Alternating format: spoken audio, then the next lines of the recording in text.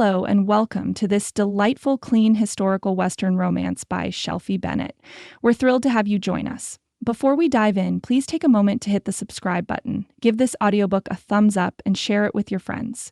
Your support in these small ways helps us bring you more heartwarming romance stories at no cost. Now, settle in, get comfortable, and let yourself be swept away into a world of adventure, love, and unforgettable character. Enjoy! This audiobook is copyrighted by Shelfie Bennett. Chapter 1: Shadows of the Past. The sun had barely risen over Silver Creek, casting long shadows that stretched across the dusty main street. The town, once bustling with the sound of miners' boots against the earth and the clink of silver being weighed, now lay silent in the morning haze. The saloons, their once proud facades weathered by years of neglect, stood stoically beneath the slowly warming sky. Their windows, half boarded up, offered only glimpses of the dim interiors, where the scent of stale whiskey still lingered from the night before. The wooden sidewalks were worn from the shuffle of heavy boots, the boards creaking underfoot, but there was no one around to make them groan this morning. Clara Dalton stood just beyond the boundary of her family's small homestead, gazing out at the mine. The land before her was empty now, save for the occasional puff of dust stirred by a stray breeze. The once thriving silver mine, the heart of Silver Creek, stood abandoned. A rusted gate hung loosely on its hinges, the words "Dalton Mine" barely visible, faded by years of sun and neglect. Her fingers gripped the old pickaxe her father had used when the mine was prosperous, before it had fallen into ruin, before it had taken her father's strength with it. The weight of it was a strange comfort. It reminded her of a time when the world had seemed full of promise. The clink of metal against rock, the clang of pickaxes against vein, and the triumphant cheer of finding silver. It had all seemed so certain then, but now it was all just shadows of a past that seemed too far away. As Clara stood there, watching the first rays of light touch the worn earth, townsfolk trudged past, their faces drawn and tired. A few men tipped their hats as they passed her by, their eyes avoiding hers, knowing the weight of what her family had once been. Her father's name had once been spoken with pride in Silver Creek. Now it was a whispered reminder of what had been lost. She heard the echo of footsteps, and as if by instinct, she turned to see Tom Harding, the local blacksmith, walking past. He offered a brief nod, his face tight, the lines of worry deepening with every passing day. "Morning, Miss Dalton," he murmured, his voice hoarse.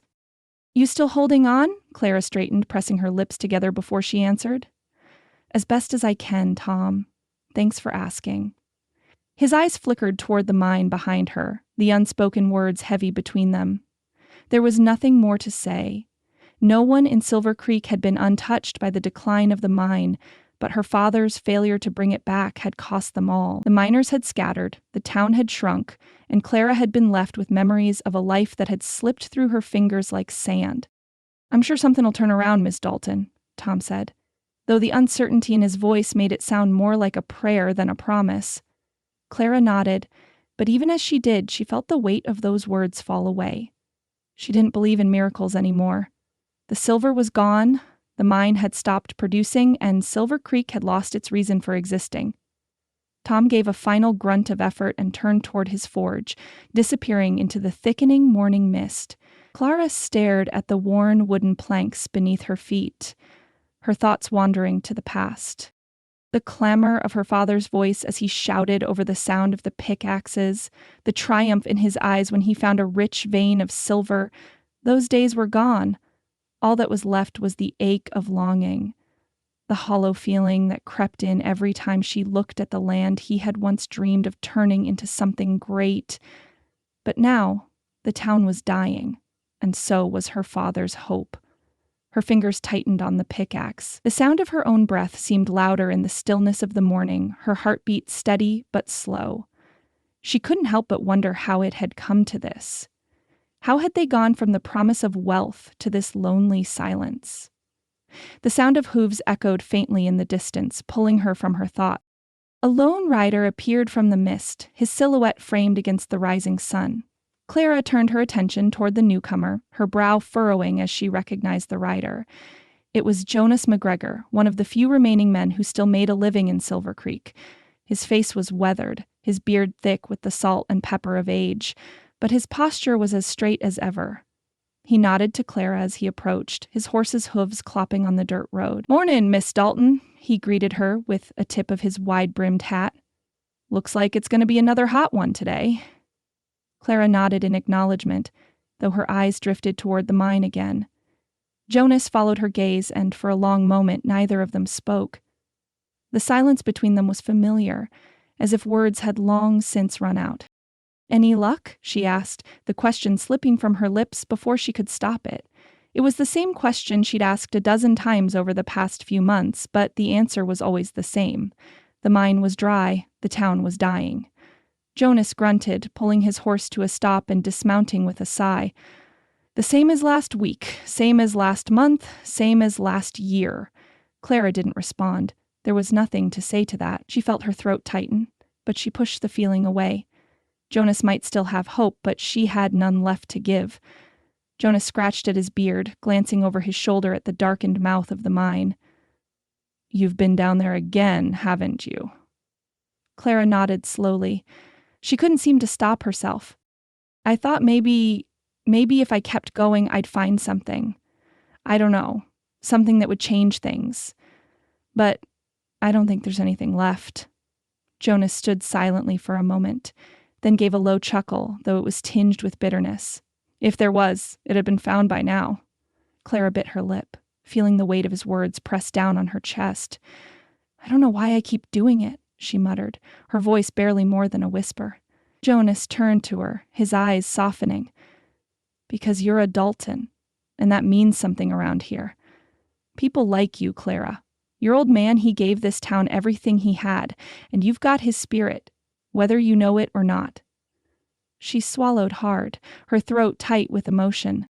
"I don't know how much more I can give." He reached out then, a weathered hand on her shoulder, a rare show of tenderness.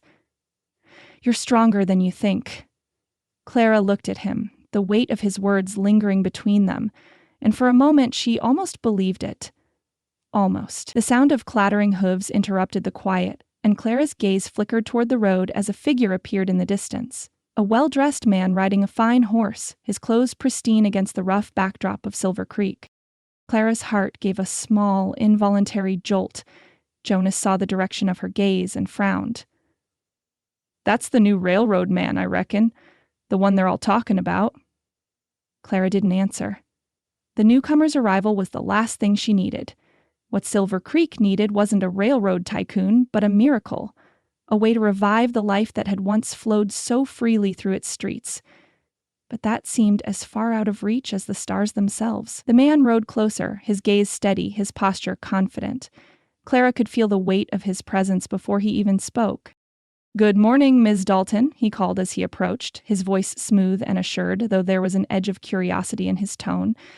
"I've heard a great deal about you and your family. I'm Garrett Hollingsworth. I've come to discuss the possibility of investing in the future of Silver Creek." Clara didn't respond right away. Her gaze moved from the man's polished boots to his sharp, calculating eyes, and for a moment, she didn't know whether to be hopeful or wary. But either way, she knew one thing for certain. Silver Creek was on the brink of something, but she couldn't yet say if it was salvation or its final fall. The air inside the Dalton house was heavy, tinged with the faint, acrid scent of medicine and dust. The small living room had always been cramped. The walls lined with shelves that once held books and keepsakes, now nearly empty, save for the odd knick-knack or faded photograph.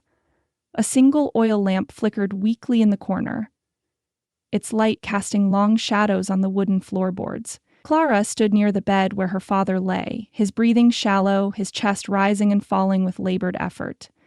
Jacob Dalton's once sturdy frame had withered over the past few months, his broad shoulders now sagging beneath the weight of illness. The silver in his hair had dulled to a pale gray, matching the ashen hue of his skin. Yet his eyes, though tired and sunken, still held a glimmer of the fierce determination he had passed down to Clara. If only she could carry it. For both of them. Clara gently placed a cool cloth on her father's forehead, her hands trembling slightly as she smoothed the fabric across his brow. He let out a faint sigh, the softest of sounds, but there was a quiet reassurance in it. His hand reached out weakly, his rough, calloused fingers curling around hers, a gesture both tender and worn from years of hard work. "You're doing too much, Pa," Clara murmured, her voice thick with the weight of worry. "You need rest. I'll take care of things." Her father gave her a weary smile, one that made her heart ache. He had always been strong, always the one to hold Silver Creek together when things seemed uncertain. But now there was only this frail version of the man who had once been a symbol of perseverance. She could feel the passing of time more keenly in moments like these, when her father's frailty showed her that everything, her family, the town, their dreams, was slipping away, one day at a time. "Silver Creek ain't just the mine, Clara," Jacob said, his voice raspy but resolute. "It's us. Together, we either stand tall or crumble. And you've got the heart to stand tall." His eyes, half-lidded from exhaustion, held hers with that same steady gaze that had once made her believe in the impossible. Clara swallowed hard, her throat tight. She brushed a stray lock of hair from her face, trying to keep her emotions in check. "I'll do what I can, Pa. I'll make sure Silver Creek stands. I promise." Jacob's hand tightened on hers, a final act of reassurance. "I know you will, Clara. You're made of strong stuff. Never forget that." Clara nodded, her chest tightening with the unspoken promise to both her father and the town. She glanced around the room, her gaze resting on the familiar objects that had once brought comfort, now only reminders of how much had been lost. She would not let her father's words be in vain. She couldn't. With a gentle kiss on his forehead, Clara stood and turned toward the door. The evening was already creeping in, the sky outside darkening with the weight of things yet to come. She had a long road ahead of her, and though her heart felt heavy, she knew that the town still needed her, just as her father always had. Stepping outside into the quiet evening, Clara pulled her shawl tighter around her shoulders and made her way toward town. The air was crisp, biting at her skin as she walked down the rutted street, her boots kicking up small clouds of dust with each step. She had no illusions of what lay ahead, but there was no turning back now. She had to try, for her father, for Silver Creek. The main street was empty as Clara walked along it, the silence broken only by the distant chirping of crickets and the creak of old wood beneath her boots. The storefronts that lined the street were worn and weathered, their paint peeling and fading under the harsh sun. A few were boarded up, their windows clouded with dust, as though the very life of the town had been shut away, hidden from sight. Clara had walked this street 1,000 times, but today it felt different, more oppressive, as if the weight of history itself hung on her shoulders. She turned down a narrow alley that led to Rosie Baker's small seamstress shop, her heart lifting slightly at the thought of her friend. Rosie had always been a bright spot in the town, a woman of cheer and grit who could stitch anything from a shirt to a new hope. Clara had known Rosie since childhood, and despite the town's troubles, they had always found a way to share laughter and solace. It was to Rosie's that Clara now turned for a brief respite. Rosie's shop was small, tucked in behind the more worn-down buildings that still held some semblance of life.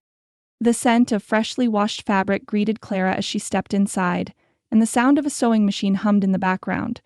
Rosie was bent over her work, her needle moving in steady, practiced motions as she stitched together a torn dress. "Clara!" Rosie's face lit up as she looked up from her work, her smile warm and welcoming. Come in, it's been too long." Clara returned the smile, though her eyes were tired. "I've been keeping busy," she said, her voice soft. "How are you, Rosie?" Rosie raised an eyebrow. "Busy, you mean overwhelmed?" She set down the dress and wiped her hands on her apron before stepping forward to embrace Clara. "I hear things aren't getting any better. The town's all but withering, and you've been carrying it all on your own. How are you holding up?" Clara pulled back from the embrace and sighed. "It's hard, Rosie.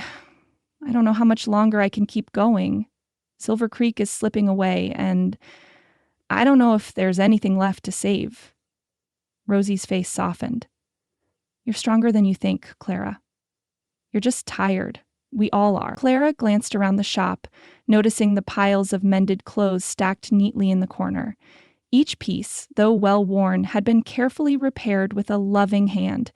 It reminded her of how the town had once come together, sewing together what was broken, holding the frayed pieces in place until they could no longer be mended. The thought of it made Clara's chest tighten. As she spoke, a few townsfolk passed by the shop's window, their voices carrying into the quiet room. Clara overheard snippets of their conversation, the talk of falling prices and the scarcity of work. "I'm telling you," one voice grumbled, "if something doesn't change soon, Silver Creek's done for. Can't keep patching up what's already falling apart." Clara's heart sank, the words hitting harder than she expected. She met Rosie's eyes, and both women shared an unspoken understanding. Silver Creek was on the brink, its future uncertain, and without change, without someone strong enough to pull it back, the town would slip into history like so many others before it. Rosie gave a small nod. "I'll keep stitching for as long as I can," she said quietly. "But you're right. We can't patch up what's broken without help." Clara stood silently for a moment, the weight of the town's struggles pressing on her chest. "I'll find a way," she said finally, the words coming out more strongly than she felt. "I'll find a way to save Silver Creek. I don't know how yet, but I will." Rosie smiled faintly, her eyes filled with quiet hope. "I believe you, Clara." The words lingered in Clara's mind as she left Rosie's shop and made her way back to the homestead. The sky was turning pink with the setting sun, and as she walked, she made a silent vow to herself. Silver Creek wasn't just a place, it was a part of her, and if it was to fall, it wouldn't be because she hadn't tried everything in her power to save it. Clara's footsteps echoed in the empty streets as the town around her seemed to breathe in the stillness, holding on to whatever fragile hope remained. Chapter 2. A stranger rolls into town. The stagecoach rumbled to a stop in the center of Silver Creek, its wheels crunching over the dusty dirt road. The noon sun cast long, harsh shadows as the driver cracked the reins, urging the horses forward with a sharp command. It wasn't often that travelers from outside the town made their way through, and when they did, it was an event, if only for the rare sense of excitement it brought to the otherwise stagnant air. A small crowd had gathered, drawn by the sound of hooves and the clattering of iron wheels. They stood along the wooden sidewalk, their eyes narrowed against the midday sun as they watched the coach come to a halt. There was a moment of quiet anticipation, as though the town itself held its breath, waiting for what was to come. The door of the coach swung open, and a man stepped down, his polished boots striking the dusty earth with an assuredness that made Clara Dalton pause from her task of carrying a loaf of freshly baked bread to the inn. She could feel the shift in the air, a subtle tension as the stranger made his appearance. Garrett Hollingsworth was a striking figure. Tall and broad-shouldered, his demeanor carried the weight of someone accustomed to power. His dark suit, tailored to perfection, seemed an odd contrast against the frontier town's rough-hewn buildings and sun-baked streets. His black coat swayed with the movement of his body as he adjusted his cravat, making his entrance as though he owned the very ground beneath his feet. The whispers began almost immediately, low murmurings from the onlookers as they eyed the newcomer with a mixture of curiosity and suspicion. Some recognized the crest on the seal of the letters he carried, an emblem of the railroad that had been a topic of gossip for weeks now. The tracks, they said, were coming closer, inching their way through the countryside. But what did that mean for Silver Creek? For the people who had lived here, struggled here, and made their homes in this quiet place? Clara's heart tightened at the thought. She had heard the rumors, the talk of land being sold off, of families being pushed out in the wake of progress. Could this man be the one responsible for such changes? She didn't know, but the suspicion that rose in her chest told her this wasn't just another passing traveler. With a brief nod to the gathered crowd, Garrett Hollingsworth strode toward the local inn. His eyes scanned the street as he walked, briefly meeting Clara's gaze. There was no warmth in his look, but there was no malice either. Just a calm certainty, as if he had already sized up everyone and everything in Silver Creek. Clara held her ground, watching him move with quiet resolve. Her fingers clenched around the basket of bread she carried, the weight of it grounding her as she absorbed the significance of his arrival. The town had changed in so many ways over the years, but this felt different. This felt like a turning point. She didn't realize she had been holding her breath until the sound of Garrett's boots on the wooden steps of the inn broke her focus. The door swung open, and the town's newest arrival disappeared inside, leaving a ripple of murmurs in his wake. Inside the modest inn, Garrett Hollingsworth was greeted with the customary courtesy of the innkeeper, an older man whose face was lined with years of hard work and weathered by the sun. Garrett removed his hat, his polished gaze sweeping over the small lobby with practiced disinterest. "Good afternoon, sir," the innkeeper said with a slight bow. "You must be the gentleman from the railroad? We've heard you might be visiting." Garrett gave a brief, polite smile, but didn't offer much more than a nod in return. "Yes," he said in a voice that carried an easy authority. "I'm here on business. A few matters to settle regarding the land for the rail spur. I trust I can count on your discretion while I'm in town?" The innkeeper nodded eagerly, though Clara, who had just entered with a fresh batch of bread, caught the brief flicker of uncertainty in his eyes. He had heard the rumors too, and though his livelihood depended on the railroad's expansion, there was a part of him that feared the changes it would bring. Clara paused just inside the door, momentarily frozen as Garrett's gaze brushed over her. The innkeeper had already begun to speak again, detailing the accommodations, but Clara barely heard him. All she could focus on was the man before her, his confident posture, his composed air.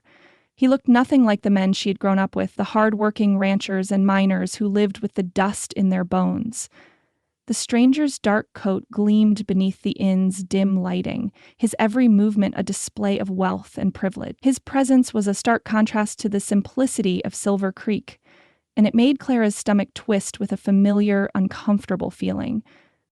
"I'll be staying a few nights," Garrett continued, oblivious to Clara's growing unease. "I'm hoping to speak with the local landowners about the potential for leasing and purchasing. The railroad's expansion will benefit this town, but I need to ensure the right arrangements are made." Clara's eyes narrowed slightly, her hand tightening around the basket of bread. The words echoed in her mind. Leasing and purchasing. She had heard enough from the townsfolk to know that such words usually spelled trouble for people like her family. She had always been wary of strangers bearing promises of progress, especially when those promises came wrapped in the fine threads of wealth and power. The rumors had reached her ears, of course, whispers of land being bought up, of families being forced out when the railroad came through. And here was this man, a living embodiment of those rumors. He carried with him the future of Silver Creek, but Clara wasn't sure if that future was something to look forward to or something to fear. The innkeeper motioned toward the hallway, signaling that Garrett could follow him to his room. But Garrett paused for a moment, as if sensing someone else's presence. His gaze turned toward Clara once more, and for the first time, his expression softened slightly, though it was guarded. "Excuse me, miss," Garrett said politely, offering a slight bow. "I don't believe we've met Garrett Hollingsworth, and you are?" Clara hesitated, unsure how to respond to such a formal introduction. His voice was smooth, and there was an air of confidence about him that unsettled her, but she managed a small, courteous nod. "Clara Dalton," she replied, her voice steady despite the warning bells ringing in her mind. "It's a pleasure." He didn't seem convinced by the coolness in her tone. His eyes lingered on her for a beat too long, as though he were attempting to read something in her expression that she wasn't offering. Finally, he nodded. "Well, Ms. Dalton, I'm sure we'll be seeing more of each other. I look forward to the opportunity to speak with you and the other landowners about the future of Silver Creek." Clara offered a tight smile, though she couldn't mask the underlying suspicion that she felt. "I'm sure we will." With a brief nod, Garrett turned away and followed the innkeeper up the stairs, leaving Clara standing in the lobby, still feeling the weight of his gaze. The door closed behind him with a soft click, and Clara let out a breath she hadn't realized she was holding. As the minutes passed, she felt the unease settle into her chest, heavier with every second. The arrival of Garrett Hollingsworth was not just another passing event. It was a catalyst, a spark that would ignite the change that Silver Creek had been bracing for.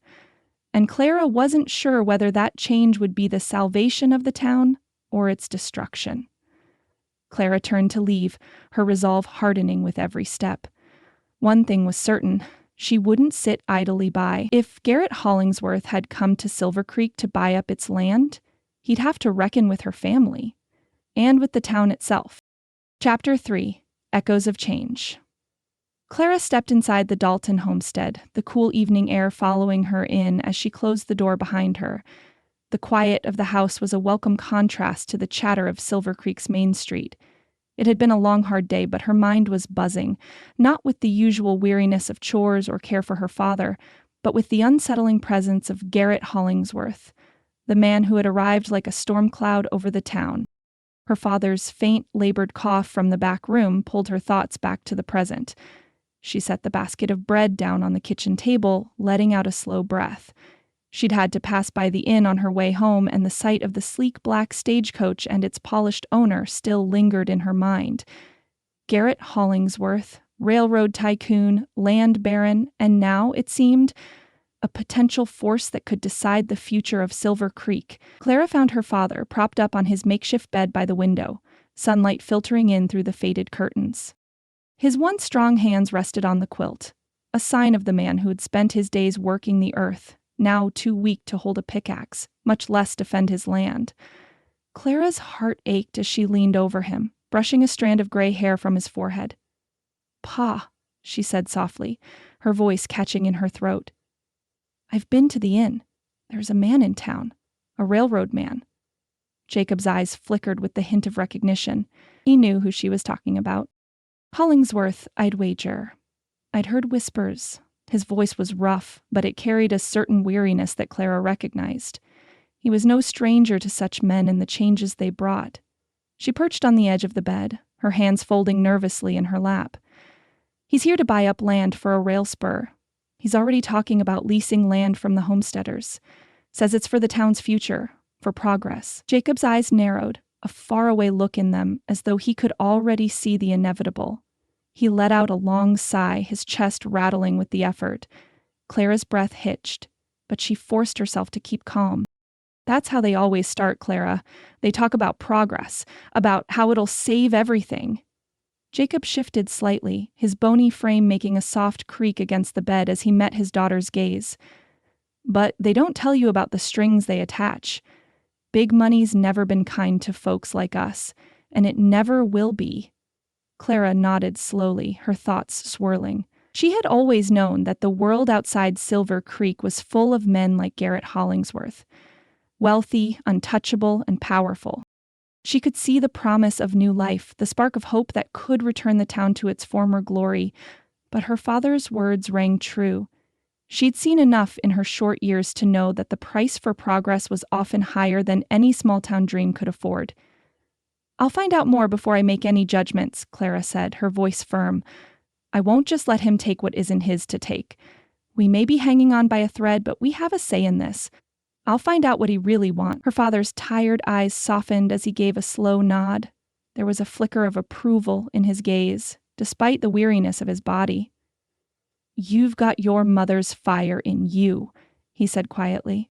"Just be careful, Clara. These men, they don't play fair. They'll promise you the moon, and before you know it, they'll own the stars, too."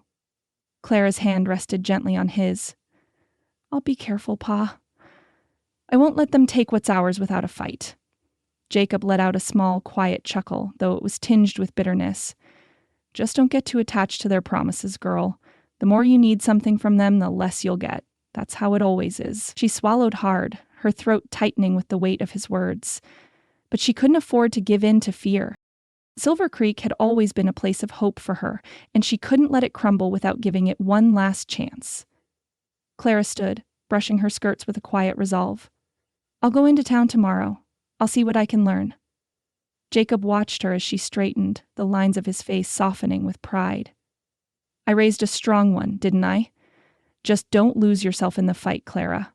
Whatever happens, remember who you are. You're a Dalton, and we don't bow to anyone." She smiled, though it was small and bittersweet. "I won't forget, Pa."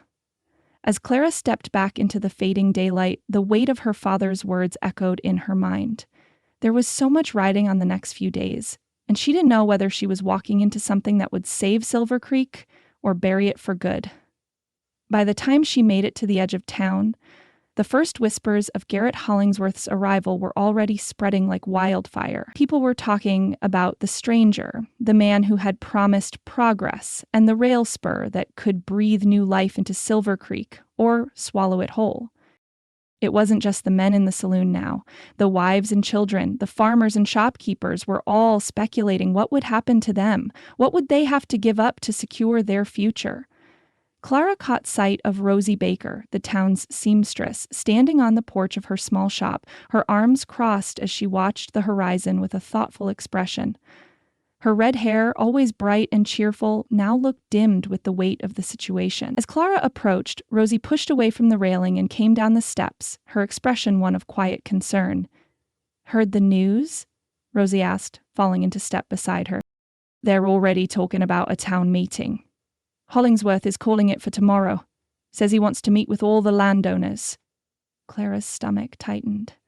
That sounds like more than just a casual conversation. "More than likely," Rosie said, her voice low. "You think he's here to help, or is he just another businessman looking to make a profit off our backs?" Clara hesitated. She had no answer. The uncertainty was biting at her heels, and despite the small spark of hope she had felt when she first heard about the railroad, now all she could see was the shadow of what might come. "I don't know, but I intend to find out. Tomorrow I'm going to that meeting." Rosie gave her a nod, her lips pressing together in determination. "You let me know if you need anything. You're not in this alone." Clara smiled faintly. "I know, Rosie, but I have to do this, for all of us." The streets grew quieter as the evening settled over Silver Creek. The town had been holding its breath for days, waiting for something to change. Tomorrow, they would all have a chance to see what kind of change it would be. And for the first time in a long while, Clara had the sense that this was a turning point. Whether it would lift them up or bring them to their knees, she couldn't say. But she knew she had to be ready for whatever came next. The clang of the bucket against the stone lip of the well echoed through the early morning stillness. Clara's hands trembled as she lowered the rope, the frayed edges of her apron brushing against the dirt as she balanced on the edge of the well. The cool morning air did little to steady her nerves. Her father's cough, growing harsher each day, rattled in the silence that surrounded her. As the water filled the bucket, Clara let out a slow breath, the weight of the task ahead pressing down on her. The wind whispered through the trees, their branches heavy with the weight of time that was running out. She pulled the bucket up with a grunt, the rope scraping against the sides, and set it aside before wiping the sweat from her brow. The sky above was clear, the sun still low, casting a golden hue over the land. It should have been a peaceful morning, but the knot in her stomach tightened with every passing minute. Inside, she could hear her father's labored breaths, a rhythm she had become too familiar with. The sound of his coughing had grown worse, more frequent. Clara's heart clenched. The medical bills were mounting, the cost of care they couldn't afford, and the mine was barely producing anymore. Her father had spent his life digging into the earth, but now the earth had grown cold beneath his hands, and Silver Creek had grown cold with it.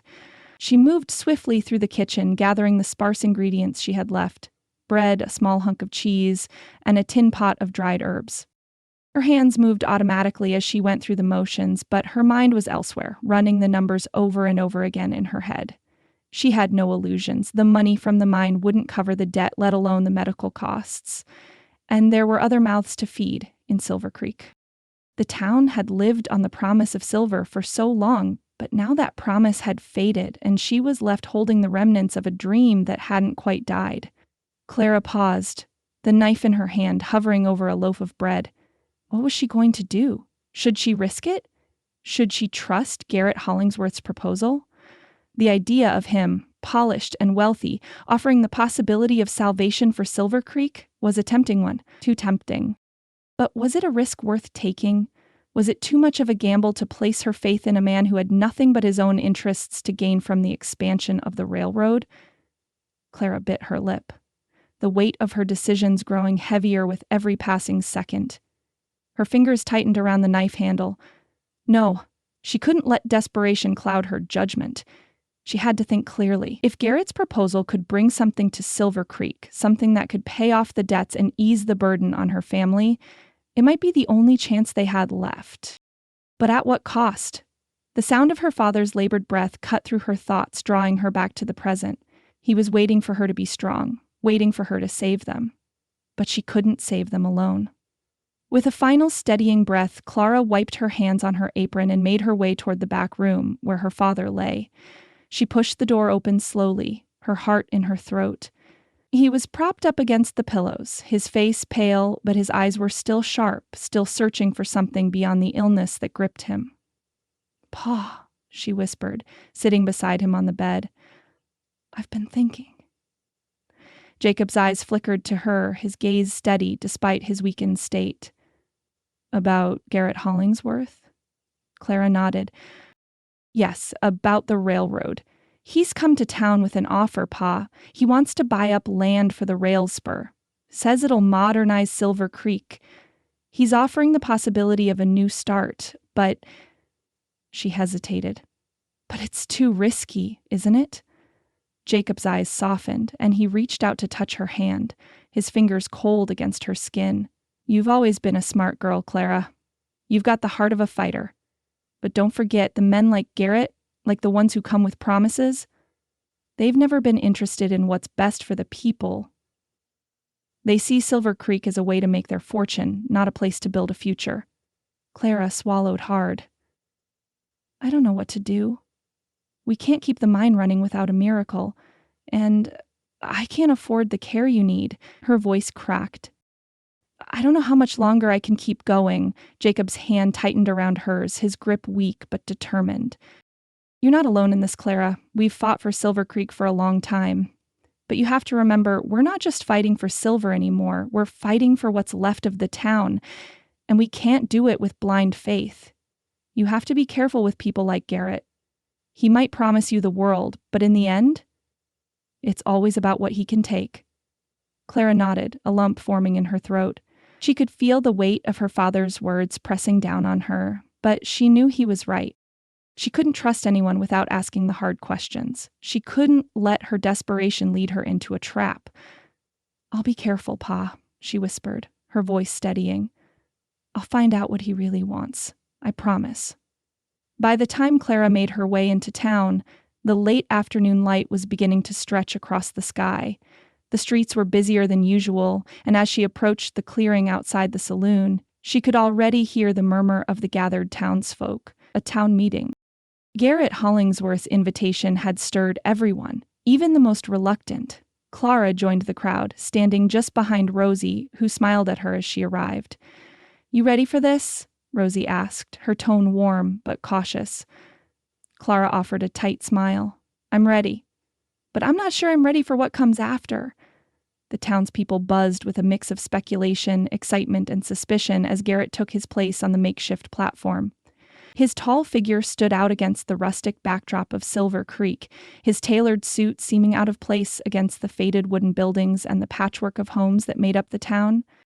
He cleared his throat, and the crowd fell silent, drawn in by his confidence.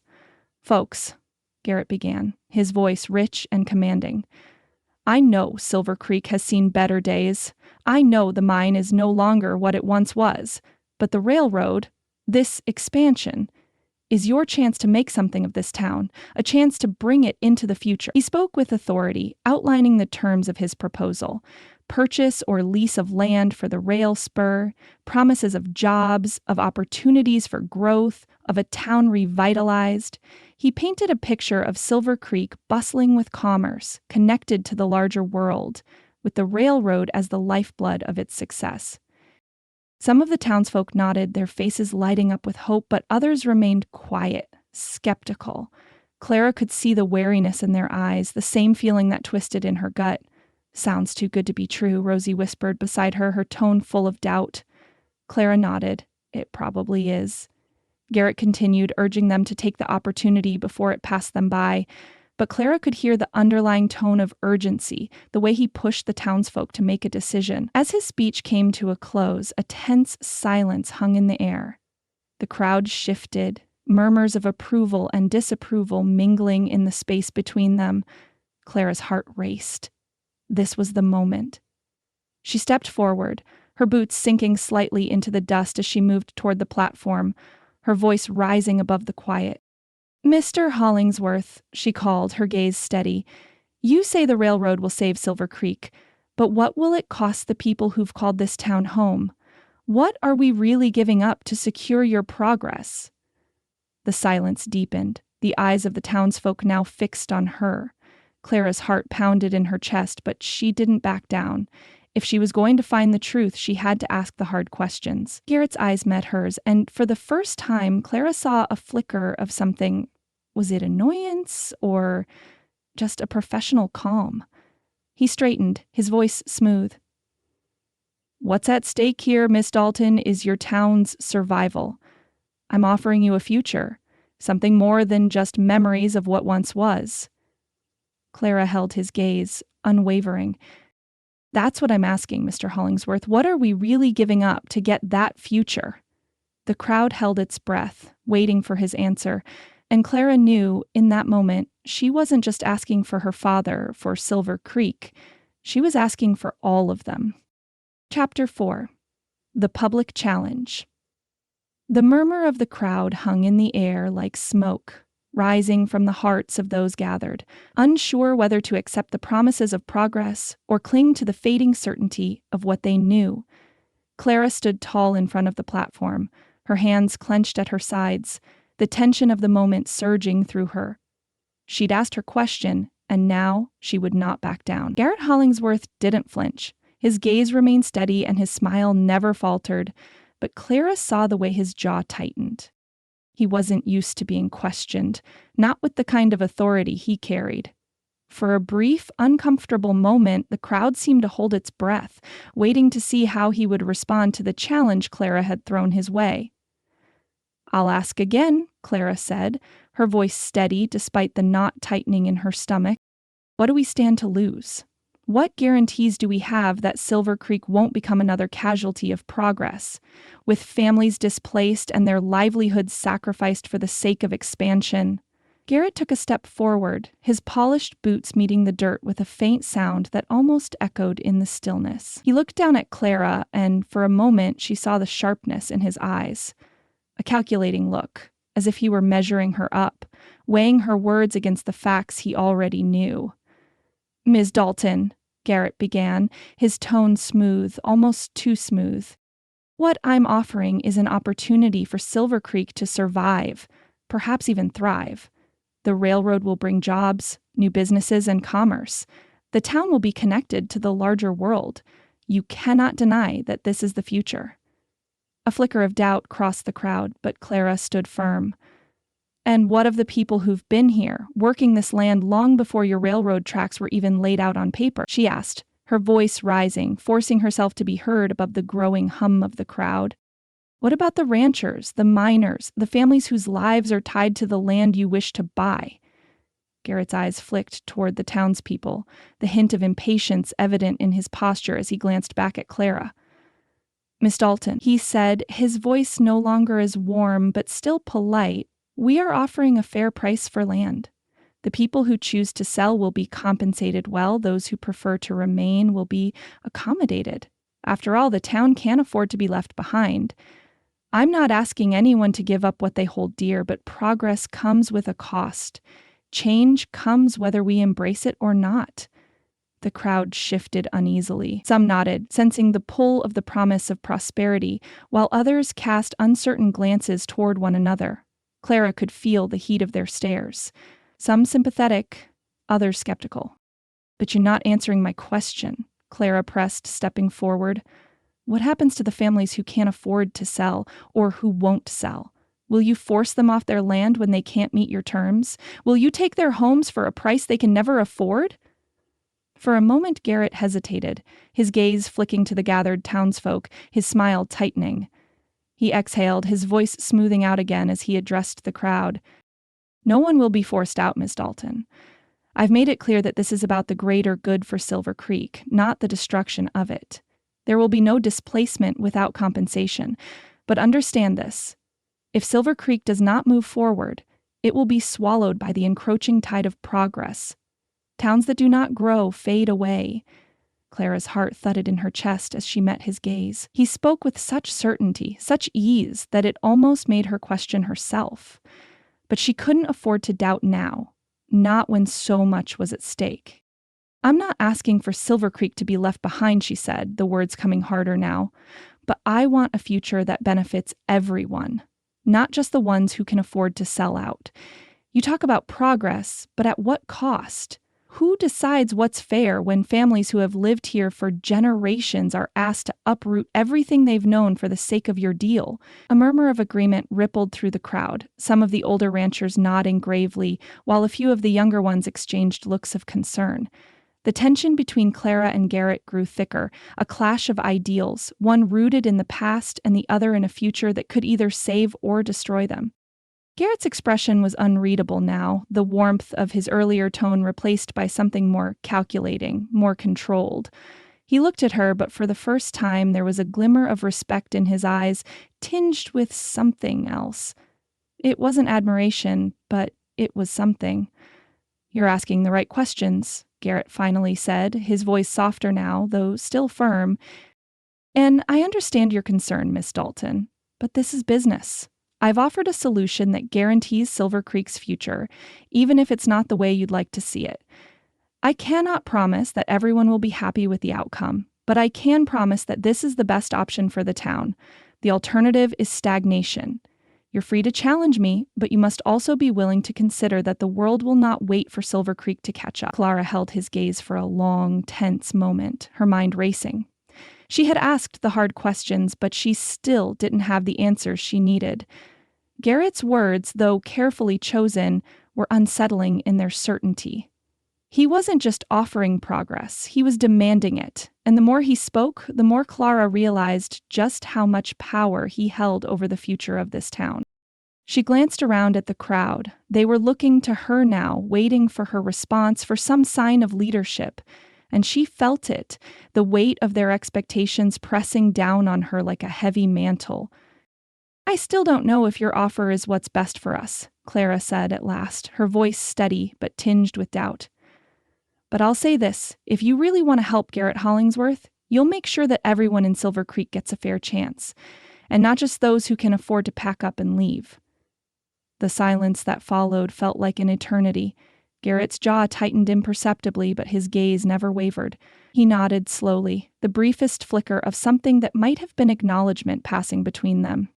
"Fair enough, Ms. Dalton," he said, his voice calm again, though there was a note of finality to it. "But remember, this is a chance to save Silver Creek. We may not agree on everything, but at least we're both trying to do what's best for this town." With that, he stepped back, signaling the end of his speech, and the crowd began to disperse, their murmurs filling the air once more. Some were energized by his words, eager to see what might come of the railroad's promise. Others, like Clara, were left with more questions than answers. As Clara turned away from the gathering, her heart was heavy with uncertainty. She had made her stand, but what would it really mean for Silver Creek? Would she and the other families be forced to pay a price they couldn't afford? Or would Garrett's promise of progress lead to something better? She didn't know. But one thing was certain. This wasn't the last time she would challenge Garrett Hollingsworth. There was too much at stake, and she wasn't going to let him walk away with all the answers. Not without getting the truth. Clara sat at the small wooden desk in her bedroom, the soft flicker of the lantern casting long shadows against the walls. The room was quiet, save for the occasional creak of the floorboards as the wind stirred outside. The bed, with its faded quilt, loomed in the corner, but Clara didn't move toward it. Her thoughts were too restless, too tangled in the words Garrett Hollingsworth had spoken that afternoon. She hadn't expected his answers to be easy, but she had hoped for more honesty, more transparency. The promise of the railroad was too neat, too polished. There were gaps in his plan, gaps that threatened to swallow the people who had lived here for generations. And now, as she sat at the desk, her fingers absently drumming on the edge of the paper, the weight of the town's future pressed on her chest. With a frustrated sigh, Clara reached for the scrap of paper she had torn from a ledger earlier. The dim light from the lantern caught the edges of her calculations, the numbers dancing in front of her eyes, blurring together as if they were mocking her attempts at a solution.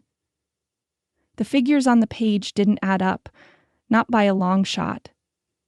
The medical bills for her father alone were more than she could pay, and the land, the small piece of earth they had left, was not enough to keep the mine afloat. Clara's grip tightened on the pencil as she wrote out the sums again, trying to make the numbers work. Could Garrett's money really cover her father's care? Could it save the mine and the town, or would it just dig them deeper into a hole they could never climb out of? The weight of her father's fading health loomed over her thoughts. She couldn't bear to lose him. Not like this. Not without trying every option, every angle. Her gaze drifted toward the window, the moonlight spilling into the room, silent and cold. She could almost hear her father's voice in the back of her mind, telling her to stand tall, to fight for what was right, just like he had when they first came to Silver Creek. He had always believed in the town, in the people who had built it from the ground up, and now it was Clara's turn to carry that belief, to protect the future of the town he had sacrificed so much for. She pushed the paper aside and stood, her heart steadied by a quiet determination. No more waiting, no more hoping someone else would make the right decision. The people of Silver Creek needed her, and she wasn't about to back down. She would form a land council. A united front of landowners and farmers who would stand together, who would demand the fair terms they deserved. Claire had always known that the strength of a community lay in its people, and now more than ever she had to ensure no one was left behind. She paused, her hand resting on the edge of the desk. The fear was still there, lurking beneath the surface, but it was no longer the loudest voice in her mind. The fear of failure, the fear of the unknown, it would not hold her back. She had to act. With a final, decisive movement, Clara blew out the lantern, the room plunging into darkness. The flickering light had been her only companion through the long, sleepless hours, but now the dark seemed to echo with the promise of what she had to do. Tomorrow she would gather the town's landowners, and tomorrow she would make her stand. The sun had barely risen when Clara arrived at Rosie Baker's seamstress shop, her feet moving faster than she thought possible. The weight of the task ahead sat heavily on her shoulders, but her resolve was firm. She would not let Silver Creek slip away, not without a fight. Rosie's shop was small, tucked behind the row of buildings along the main street. The smell of fresh fabric, of thread and linens, greeted Clara as she entered. The rhythmic hum of Rosie's sewing machine filled the air, and Clara felt a brief sense of relief at the sight of her friend. Rosie was always a comforting presence, a grounding force in the chaos that often surrounded the town. Rosie looked up from her work as Clara entered, a smile spreading across her face. "Clara, it's good to see you. I was starting to think you'd forgotten about me." Clara offered a half smile in return, though it didn't reach her eyes. "I've been busy, Rosie.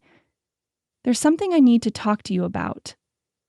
Rosie set aside her work, concern flickering in her eyes. "What's wrong?" Clara hesitated, then exhaled, the weight of her thoughts pressing down on her.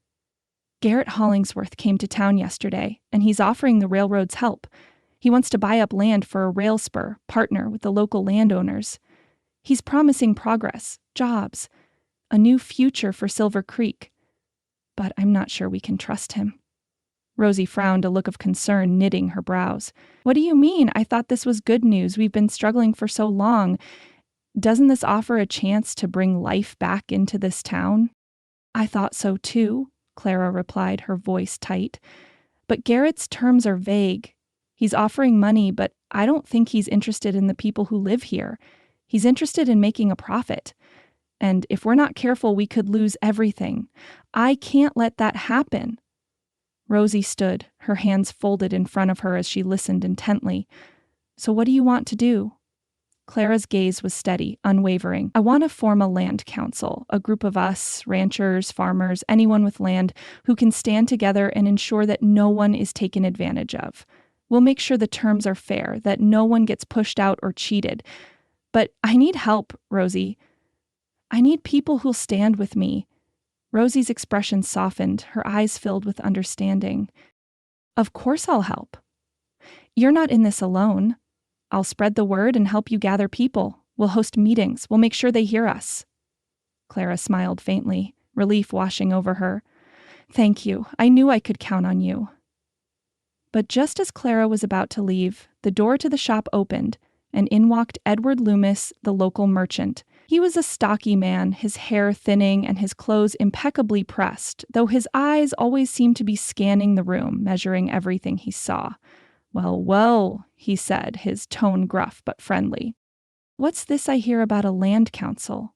Clara's heart sank. Edward Loomis wasn't exactly an ally of the people. His loyalties lay with the businessmen and the wealthier families of Silver Creek, and the idea of a land council, especially one that might stand against Garrett's interests, wasn't likely to sit well with him. "We're gathering people to make sure the terms are fair for all of us," Clara said, her voice steady despite the unease curling in her stomach. "We can't let the railroad take over without a fight." Loomis raised an eyebrow, his lips curling into a thin smile. "You think the railroad's a fight worth picking, Clara? You think that standing against Garrett Hollingsworth is the answer?" Clara met his gaze, her spine straightening. "I think we deserve a say in what happens to our land. No one gets to dictate our future without our consent." Edward's gaze hardened, his smile turning into something more calculating. "I'm just saying, Clara, that the railroad is the only thing standing between us and ruin. If you chase away men like Garrett, you'll regret it. You're looking at a future with no one left to save you. The rest of us will be gone." The words stung, but Clara refused to let him see the doubt that flickered briefly in her chest. "Then you go ahead and sell your land, Edward, but I'm not going to let this town die without a fight." Rosie stepped forward, her voice calm but firm. "Clara's right. We have to look out for everyone in this town, not just the ones with the most money." Edward's gaze flickered between the two women, then he turned on his heel and walked out, his boots clapping against the floor in defiance. Clara stood, silent for a moment, feeling the weight of what was to come. She could feel the divide growing between those who hoped for progress and those who feared it. The fight ahead would not be easy, but she couldn't back down now. She had already made her decision, and tomorrow she would confront Garrett Hollingsworth directly, with questions that needed answers. Chapter 5. A Test of Sills. Clara's boots echoed on the worn wooden floor of the inn's parlor as she stepped into the dimly lit room without so much as a knock. The door swung shut behind her, leaving her standing tall and resolute, her eyes narrowing as she focused on the man at the desk. Garrett Hollingsworth was seated behind a heavy oak desk, his attention absorbed in a series of papers spread out before him. He had removed his jacket, his sleeves rolled up just enough to reveal the strength in his forearms, but there was no mistaking the careful precision with which he scanned the documents. He hadn't heard her approach, but as the door clicked shut, his gaze lifted, and he leaned back in his chair, his expression unreadable. Clara didn't wait for an invitation. She crossed the room, her movements deliberate, her heart pounding in her chest as she faced him. He was a stranger, a man whose promises could change the very fabric of Silver Creek, and she wasn't about to let him off easy. She had come here for one reason, and she wouldn't leave until she got the answers she needed. "You're hiding something, Mr. Hollingsworth," Clara said, her voice steady but firm. "I want to see the actual terms of your proposal, all of them, not the ones you've been giving the townspeople, the ones that make it sound like a miracle. I want to know what you're really offering." Garrett didn't flinch. He folded his hands on the desk and studied her for a long moment, as though weighing her words with the precision of a man who had spent years in negotiation. His eyes were sharp, his gaze calculating. But there was something else there, something that Clara didn't quite understand. "Miss Dalton," he said, his voice smooth, almost too polite, "you've made your concerns very clear. But what you're asking is a matter for discussion between myself and the landowners, not a public matter. Negotiations of this nature are best handled in private, one-on-one, not in front of a crowd." Clara's lips pressed into a tight line. She could feel the tension in the air, the unspoken challenge. She had expected him to try and deflect, to skirt around the uncomfortable questions she had raised, but that didn't make it any easier to bear. "I've heard enough of your promises, Mr. Hollingsworth," Clara replied, her voice edged with a quiet fury. "Silver Creek is not your property to barter with, and we are not some cattle you can herd into a pen and sell to the highest bidder. I won't let you turn my town into something that serves only your investors' pockets." Garrett sat up straighter in his chair, his lips curving into a small, almost amused smile. His eyes sparkled with something that bordered on admiration, or perhaps simply the recognition of a worthy adversary. He didn't seem upset by her outburst. Instead, he seemed intrigued. "I have to admit, Miss Dalton," Garrett said, his voice deepening with something like respect, "I didn't expect you to come storming in here, demanding answers. Most women would have been content to let the men handle the negotiations. But you're not like most women, are you?" Clara's jaw tightened at his words, but she refused to let him bait her. "I'm not here to entertain your games, Mr. Hollingsworth. I'm here to protect the people of Silver Creek from whatever it is you're planning, and I'll do it without your cooperation if necessary." Garrett studied her for another long moment, his fingers tapping idly on the surface of the desk. There was something about him, something cool and calculating, that made Clara's resolve strengthen. He wasn't going to give her what she wanted easily. He wasn't going to make it simple. And perhaps that was the test she needed, to prove to herself that she was ready to take on the challenge of leading Silver Creek. Finally, Garrett let out a soft breath, the corners of his lips lifting in a smile that was less friendly and more something else, something that reflected the understanding of a man who recognized a fighter when he saw one. "I see," Garrett said, his voice low and measured. "You've made your position clear and I respect your determination. But let's not pretend that you can protect Silver Creek on your own. You've made your stand, but it's not just you against the world, Ms. Dalton. It's your town against progress. And whether you like it or not, Silver Creek will have to move forward." Clara didn't move. She stood tall, her heart hammering in her chest. She wasn't sure what drove her, whether it was the need to protect her home, her father, or the town that had been her life for so long, but she knew she wouldn't back down now, not when so much was at stake. "I won't stand by and let you steamroll this town," Clara said firmly. "You can't just bulldoze over us, Mr. Hollingsworth. You want the railroad to pass through here? Fine, but you'll do it with the consent of the people who live here, not by cutting deals behind closed doors." Garrett's eyes gleamed, his expression unreadable. He leaned back in his chair, his fingers steepled together, considering her words. "I won't ask you to do anything that would harm Silver Creek," Garrett said at last, his voice steady. "I can't promise you everything you want, but I can promise that the future of this town lies in the balance. You can fight me, Miss Dalton, but you'll have to be prepared for what comes with that. The world doesn't wait for those who cling to the past." Clara met his gaze with steady defiance, refusing to let the uncertainty in his words sway her. "I'm prepared, but I won't let you turn Silver Creek into something unrecognizable just for your profit. I'll stand against you with or without your cooperation." Garrett leaned forward slightly, his eyes still locked on hers. "I admire your conviction," he said softly, almost as though he were speaking more to himself than to her.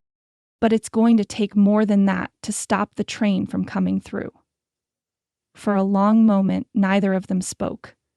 The weight of their words hung in the air, the tension crackling between them like the charge before a storm. Clara's heart raced, but she stood her ground, refusing to give an inch. Finally, Garrett gave a slow nod, his gaze still fixed on her with an intensity that made her pulse quicken. "I suppose we'll see how this plays out, won't we, Ms. Dalton?" Clara's lips tightened. "We will." With a small, deliberate motion, Garrett stood, straightening his coat as he moved toward the door.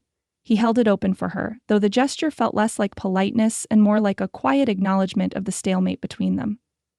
Clara hesitated for a moment before stepping past him. As she did, she couldn't shake the feeling that this was only the beginning, that their paths were now irrevocably linked, for better or worse. She didn't know yet how this would all end, but one thing was certain. She wasn't going to let Garrett Hollingsworth win without a fight. As the door closed behind her, Clara's heart thundered in her chest, the weight of her decision settling over her like a cloak. She had stepped into the fray, and now there was no turning back. Clara's boots crunched against the loose gravel as she made her way toward the small mine on the outskirts of Silver Creek. The afternoon sun cast long shadows over the land, and the air was thick with the earthy scent of the mine. The kind of scent that reminded her of home, of the life her family had built here. The mine wasn't much, not anymore.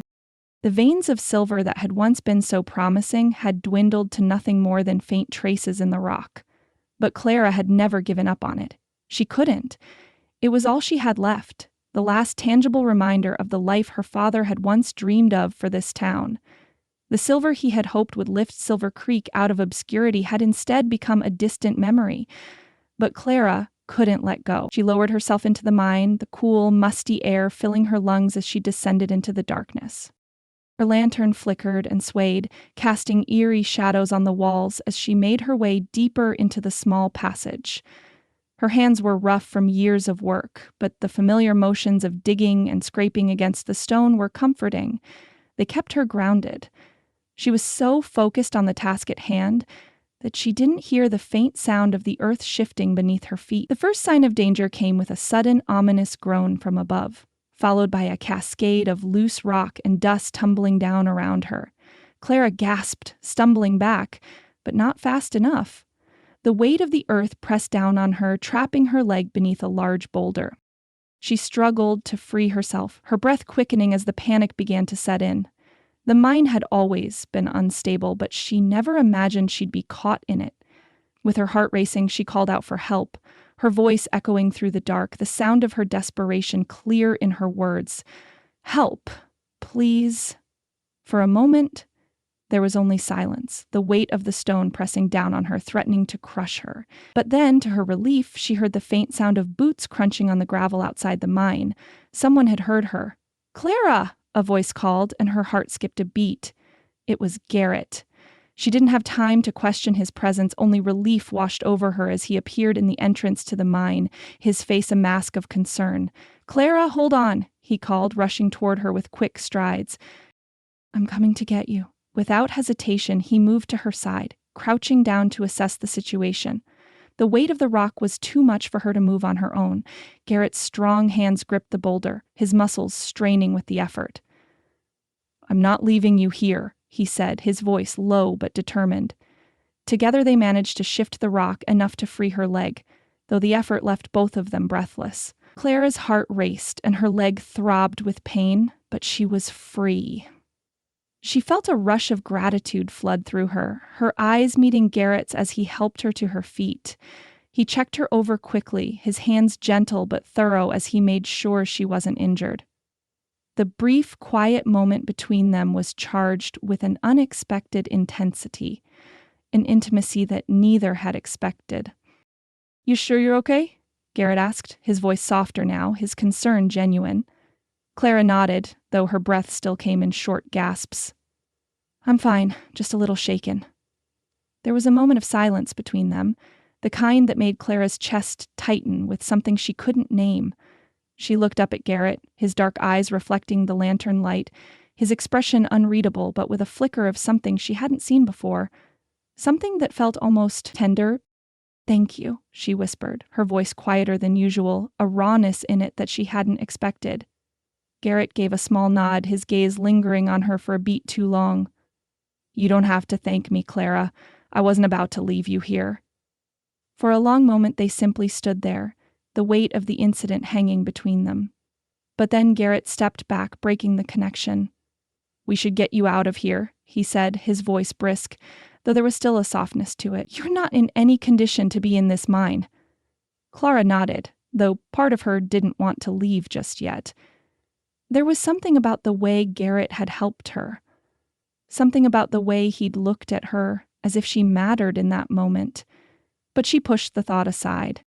He was just doing what anyone would do, helping a fellow townsfolk. They exited the mine together, the late afternoon light blinding after the dimness of the mine's depths. Clara winced as the sun hit her eyes, but the relief of being free from the rocks and dust washed over her like a tide. She turned to Garrett, her expression softening with gratitude. "You didn't have to come down there," she said quietly, "but I'm glad you did." Garrett offered her a faint smile, though there was still a distance in his eyes, as if he were reminding himself of something he couldn't quite grasp. "It's my job to ensure Silver Creek's future," he said, his voice calm and professional, though Clara could hear the underlying emotion that tinged his words. "And I can't do that if I'm letting people get hurt." They walked in silence for a moment, both shaken but oddly grateful for the other's presence. Clara found herself glancing at him out of the corner of her eye, wondering if he saw her in a different light now, if he could sense the vulnerability she had felt in that fleeting moment of fear. The next morning, Clara found herself back at Rosie's shop, trying to shake off the lingering effects of the mine incident. The weight of the conversation she had with Garrett the day before still lingered, but she pushed it aside, focusing instead on Rosie's excitement. "You're going, right?" Rosie asked, her hands flitting with excitement as she worked on a new dress. "There's a barn dance tonight. Everyone's going to be there, even the railroad men. It's the perfect chance to get to know Garrett better." Clara paused, the idea of a social gathering not exactly appealing, especially after everything that had happened. But Rosie wasn't giving up easily. "You can't avoid him forever, Clara," Rosie teased. "Besides, it'll be fun. There's dancing, music, and a chance to see Garrett outside of business." Clara flushed, the heat rising to her cheeks as she tried to hide her discomfort. "I'm not avoiding him, Rosie. It's just, I'm busy. I have things to do." But Rosie wasn't buying it. "Come on, it's just a dance. You might even enjoy yourself." Clara sighed, knowing there was no escaping it. "Fine, I'll go, but only to keep the peace." Rosie's grin widened. "That's the spirit. And who knows, you might even get a waltz out of him." The barn dance that evening was alive with energy, the large wooden space decorated with ribbons and lanterns that cast a warm glow over the gathering. The townspeople were dressed in their best clothes, and Clara couldn't help but be swept up in the festive mood, though her thoughts kept drifting back to Garrett. When he entered the barn, all eyes were on him. He was dressed in dark trousers and a crisp white shirt, his presence commanding the attention of everyone around him. He greeted the townsfolk with charm, shaking hands and speaking warmly to each person. But Clara couldn't help but notice the tension in his shoulders as he scanned the room. He looked out of place, but there was something magnetic about him, something that made her pulse quicken. As the evening wore on, Clara found herself dancing with neighbors, the lively music filling the air as her feet moved in rhythm with the others. But her eyes kept returning to Garrett, who was standing off to the side, watching the crowd with a quiet intensity. It wasn't long before he made his way toward her, his gaze locked on hers. "Miss Dalton," he said, his voice smooth. "Would you do me the honor of a waltz?" Clara hesitated for just a moment before nodding. Of course. As they danced, Clara found herself caught in the rhythm of the music, the space between them narrowing with each step. There was an ease to the way he moved, a quiet confidence that set her at ease, even as the tension between them lingered. And for a moment, just a brief moment, Clara forgot about the fight that lay ahead, the weight of the town's future. She forgot about the business and the negotiations, and instead, she simply allowed herself to be swept away in the dance. As the music slowed, Clara found herself looking up at Garrett, his gaze focused on her in a way that made her heart beat a little faster. "Thank you," she whispered, her breath catching in her throat. Garrett's smile was soft but sincere, and for the first time, Clara saw something in his eyes. Something more than just the businessman, the stranger. It was a flicker of something personal, something that hinted at a connection that neither of them had expected. But as the music ended and they parted, the moment was gone, leaving them both with an unsettled feeling. Chapter 6. High Stakes and High Spirits. The clatter of glasses and the hum of voices filled the air as Clara stepped into the Gold Nugget Saloon. The place was alive with the energy of the evening. A collection of miners, ranchers, and a few of Garrett Hollingsworth's associates gathered around card tables. The lively melody of the piano echoed through the room, a cheerful contrast to the steady shuffle of feet and the occasional burst of laughter. Smoke hung lazily in the air, curling up toward the rafters like tendrils of a long-forgotten dream. Clara scanned the room, searching for an old friend. Jeremiah Boyd, Garrett's foreman. If anyone could give her a glimpse into the real plans of the railroad, it was him. The man had a reputation for knowing everything that went on in Silver Creek, even the things people tried to hide. She weaved through the crowd, her eyes on the back corner, where a few men sat, their heads bent over the table, cards in hand. She had almost reached the table when she saw him. Garrett Hollingsworth, leaning against the bar, chatting with a few men. His sharp features were relaxed, his dark eyes scanning the crowd with casual interest. But as soon as his gaze met hers, something shifted. He straightened, a glimmer of amusement flashing across his face. "Miss Dalton!" Garrett called out with a friendly smile, his voice cutting through the noise of the saloon. "I didn't expect to see you here. Care for a game of poker?" The invitation was casual, but there was an underlying challenge in his voice, one that made the hairs on the back of Clara's neck stand up. A few of the onlookers turned their heads, their eyes flicking between her and Garrett, sensing the tension in the air. The idea of Clara sitting at a poker table, especially with Garrett Hollingsworth, was enough to spark quiet laughter. "Poker?" Clara repeated, arching an eyebrow. "Are you sure you want to risk your money against me?" The laughter around the table grew louder as Garrett chuckled, clearly entertained by her reply. He gestured toward an empty seat at the table, his expression a mix of amusement and curiosity. "I think you'll find we play a little differently around here, but if you're up for the challenge."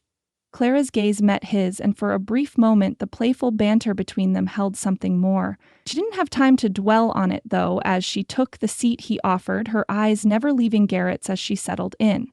She wasn't here to be a spectator. The dealer began shuffling the cards, and the game started with the usual banter.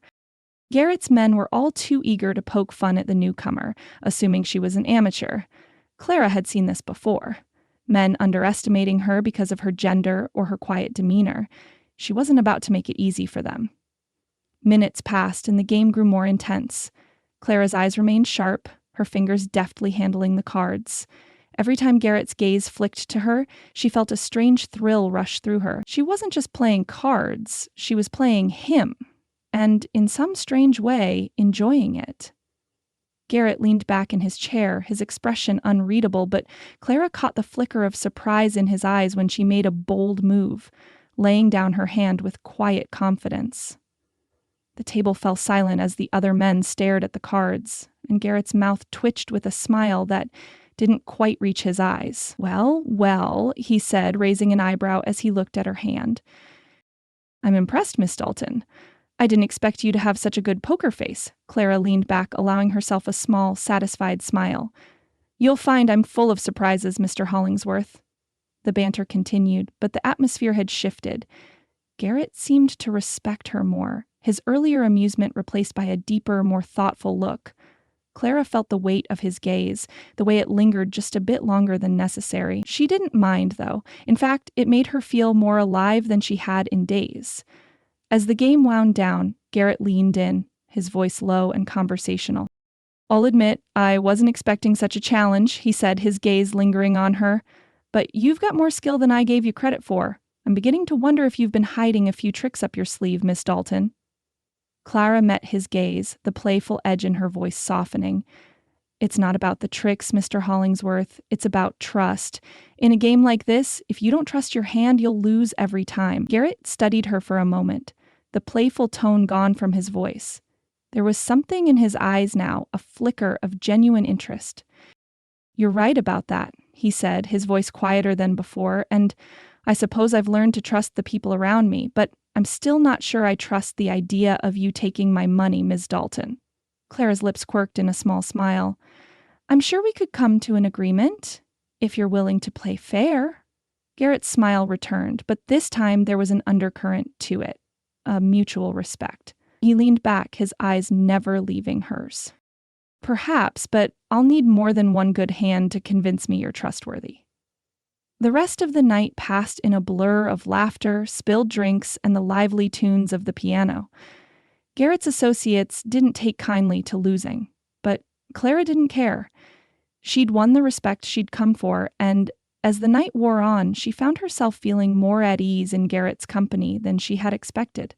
Later, Clara stepped outside the saloon, the cool evening air brushing against her face as she leaned against the wooden posts of the porch.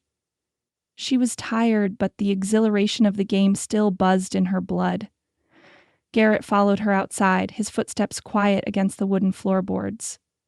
He stopped a few feet away, leaning casually against the wall, the faint light from inside casting shadows across his face. "You're full of surprises, Ms. Dalton," he said, his voice low, almost teasing. I'm beginning to think I've underestimated you. Clara shrugged, but there was a playful smile on her lips. Perhaps I'm more than you bargained for. Garrett chuckled, the sound warm and genuine. Maybe, but I'm starting to see that you're not just fighting for yourself. You've got a fire in you, Clara. It's the kind of fire that can make a difference. Clara's heart skipped a beat at his words. She wasn't sure if he meant them as a compliment or a challenge, but there was no mistaking the way he looked at her now. Something had shifted, something subtle but undeniable. I'm not just fighting for myself, Mr. Hollingsworth, Clara replied, her voice quieter now, more serious. I'm fighting for everyone in Silver Creek, for the families who've worked this land for years. I won't let it all fall apart. Garrett's gaze softened, his expression thoughtful. I can see that. And I can respect it. There was a moment of silence between them, and Clara felt the pull of something deeper, something more complicated than the battle they were both fighting. She didn't know what it was, but the way Garrett looked at her, the way their words seemed to linger, made her feel as though they were on the edge of something neither of them could quite define. But before she could say anything else, he pushed off from the wall, the moment breaking. Well, Miss Dalton, he said with a grin, I think I'll call it a night. But I'll be watching you, keeping an eye on your next move. Clara smiled back, her heart racing despite herself. You'll have to do more than that to keep up with me, Mr. Hollingsworth. With a final, lingering look, Garrett turned and walked back into the saloon, leaving Clara standing in the cool night air, her thoughts a jumble of emotions she wasn't quite ready to sort through. Chapter 7. Glimpse of a Better Future. The early morning sun cast long shadows on Silver Creek's main street as Garrett and Jeremiah Boyd stood side by side, loading crates of supplies onto a heavy wagon. The rhythmic thud of wooden boxes being stacked, the jingle of harnesses, and the occasional grunt of the horses punctuated the quiet. Garrett, with his neatly pressed shirt and calculated demeanor, moved with purpose, his posture betraying the confidence that came with the weight of his investments. Jeremiah, the ever-practical foreman, adjusted the load without a second thought, his calloused hands moving efficiently. The two men made a striking pair, each in their own element, one meticulously managing, the other tirelessly working. As the last box was placed onto the wagon, Garrett stood back and wiped his brow, surveying their work with a critical eye. That should do it for the day, he said, his voice carrying a tone of finality. Just then, Clara approached from the other end of the street, Rosie by her side. Her gaze was direct as she made her way toward Garrett, determination written across her face. She stopped just short of the wagon, her stance assertive but not unfriendly. Mr. Hollingsworth, she said, her voice steady despite the undertones of urgency. I need your help. Garrett glanced at her, noting the seriousness in her eyes. He nodded for her to continue, though his expression remained guarded. What's this about, Miss Dalton? Clara glanced at Rosie, who gave her a small nod of encouragement before stepping back, allowing Clara to speak freely. I need to take you to a neighboring mining camp, she said, her gaze unwavering. I want you to see the conditions the workers are living in, the ones who are at the mercy of corporate mine owners. Maybe then you'll understand why I can't just stand by and let this town be sold off. Garrett's brow furrowed as he considered her words. And why would you want me to see this, Miss Dalton? He asked, his voice cool, though there was a note of curiosity in it. You've made your objections clear. What's the point of showing me this? Clara's eyes locked onto his, her voice firm. Because you're the one who's come to Silver Creek offering to reshape it. I need you to understand the cost of that, the real cost, not just in dollars, but in lives. For a long moment, Garrett said nothing, his gaze fixed on Clara as he measured her words. Finally, he sighed, his shoulders dropping slightly as he turned to Jeremiah. Load up the rest of the supplies, he said to the foreman. I'll be going with Miss Dalton. Jeremiah raised an eyebrow, but he said nothing, simply moving to the side as Garrett turned back to Clara. I'm not promising anything, he said, his voice low as if sharing a personal sentiment for the first time. But I'll see what you're so determined to show me. Just don't expect me to jump to conclusions. Clara nodded, relieved, though the challenge still loomed large. Thank you, Mr. Hollingsworth. Without further words, they began the journey, a shared determination settling between them, but also an unspoken tension, as if both knew this would be more than a simple visit to a neighboring camp. It would change things. Hours later, the dusty mining camp came into view. A collection of ramshackle shanties dotted the barren landscape, smoke rising from a distant cook fire. The camp seemed like it had been abandoned long ago, left to rot by the very men who had profited from the land's resources. Clara felt a pang of guilt as she glanced at Garrett, wondering what his reaction would be. He had been silent for most of the ride, his posture straight as he gazed out at the camp. The wagon rolled to a halt at the entrance and Clara stepped down, her boots crunching on the dry earth. Garrett hesitated for a moment before following, his face unreadable. The workers paused in their tasks, eyes flicking toward the newcomers with curiosity, but none approached. Clara led Garrett toward a cluster of miners who were gathered around a well-worn shack, the air thick with the smell of sweat and exhaustion. She stopped a few paces away, turning to Garrett with a firm expression. "This is what it really looks like when companies take what they want and leave," she said quietly, her voice carrying more weight than usual. Garrett's gaze swept over the scene. Men digging in the earth, their hands raw and worn, children playing in the dirt, their feet bare, their clothes little more than tattered rags. The camp manager, a stout man with a greasy face and a permanent scowl, stood off to the side, his arms crossed as he watched them approach. He met Garrett's gaze for a brief moment before quickly looking away. "Clara," Garrett began, his voice low but edged with a new tension, "what is it you want me to see?" Clara's gaze was steady as she pointed to the workers, some of whom were now looking at Garrett with open distrust. "These people work in dangerous conditions for next to nothing. They live in squalor, and for what? To feed the coffers of men who'll never even set foot here?" Garrett's eyes softened, though his jaw remained tight. He watched as a few of the children ran past, their feet kicking up dust, their faces dirty and tired. The camp manager noticed him looking and approached, offering a brief nod of acknowledgement. "This is Garrett Hollingsworth," Clara said, her voice sharp, cutting through the tension. "He's come to see what the railroad has to offer." The manager gave a grunt of acknowledgement, his voice gruff. "I know who he is. Ain't much different from the rest of 'em. They come, take the silver, and leave. We're left with nothing." The words stung, and Garrett looked away for a moment, his posture stiffening. Clara noticed the shift, the subtle tension in his shoulders, and for the first time she saw a crack in the armor he wore so well. "Is this what you wanted me to see, Miss Dalton?" Garrett asked quietly, his voice a touch less confident than it had been before. He turned back to the workers, his gaze lingering on the young ones, their faces innocent but marked by the hardships of their lives. "This is the cost of progress, isn't it?" Clara nodded, her throat tight. "Yes, it is. And it's why I can't let you just waltz in here and take whatever you want without making sure the people of Silver Creek, everyone, is taken care of." Garrett's gaze flickered to her, and for a brief moment there was an unspoken understanding between them. Something had shifted, something in him, in the way he regarded the workers, in the way he looked at Clara. That evening, after they had seen enough to leave an indelible mark on both of them, Clara and Garrett sat by a small fire just outside the camp. The night was cooler, the stars beginning to emerge in the clear sky. Clara stirred the pot of stew over the fire, the crackling sound filling the silence that had stretched between them since their visit. Garrett broke the quiet first, his voice more contemplative than she had heard before. "I didn't know it was like this, Clara," he said, his tone softer now, less guarded. "I always understood there was hardship, but I didn't realize the depth of it, the way people are left behind when profits are all that matter." Clara didn't answer immediately, letting his words sink in. The firelight flickered across his face, casting shadows in his eyes that made him seem younger, somehow, more human. "I spent my life working for the railroad," Garrett continued, his voice low. "But I never truly understood what it meant to those who are at the mercy of it. I was always so focused on the numbers, the expansion, the future. I never considered what was left in the wake of that."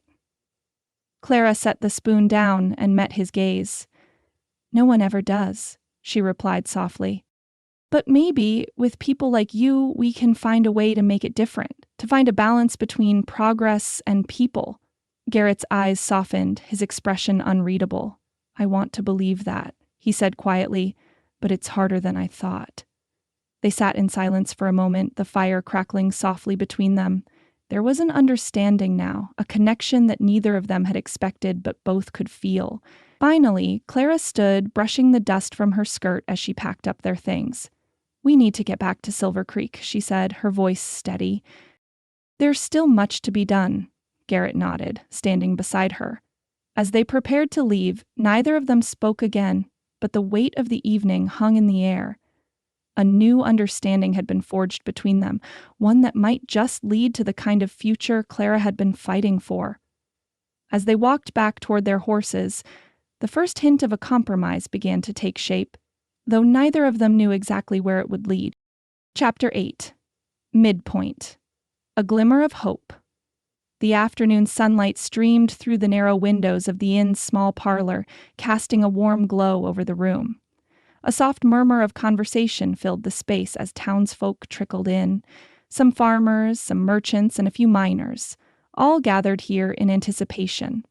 Clara stood at the front, her hands folded tightly in front of her, her heart beating a little faster than usual. This was the moment they had all been waiting for. Garrett stood at the head of the room, his hands resting on the back of the chair he had pushed out to greet the crowd. His sharp, composed demeanor remained intact, but Clara noticed the slight unease in his posture. She could tell he was still adjusting to the idea of presenting something that would truly benefit the town and its people. His usual confidence was tempered with a vulnerability he hadn't shown her before. "I'm glad you could all join me today." Garrett's voice rang out, the calm and authoritative tone familiar, yet different now, as if he were sharing something personal with them all. "I have spent the last few days revisiting some of the conditions I proposed earlier. After seeing for myself the challenges many of you face, I realized that a better solution must be found." Clara felt a weight lift off her shoulders at his words. She hadn't expected him to completely abandon his plan, but she had hoped he might be willing to amend it. As Garrett continued to speak, laying out the revised proposal, the room grew quieter, the townsfolk hanging on his every word. He outlined the new terms: local ownership, more control over the land, and a guaranteed portion of the profits from the rail spur. The revised plan was still ambitious, but it was far less exploitative than the one originally proposed. There were even provisions to hire more local labor, giving the townspeople a real stake in the project. Clara watched as each word hit its mark, her heart swelling with cautious hope. She hadn't expected Garrett to offer so much, to truly put the people first. When Garrett finished, the room erupted in applause. Clara's breath caught in her chest, a flush of pride rushing through her as the townsfolk began to murmur among themselves. Their faces were full of relief, of joy, as if a weight had been lifted from them all. Even Rosie, standing beside Clara, beamed with a light Clara hadn't seen in her for some time. "It seems," Garrett said with a faint smile, his voice quiet but sincere, "that we've found common ground. This isn't just a deal for Silver Creek, but for its future.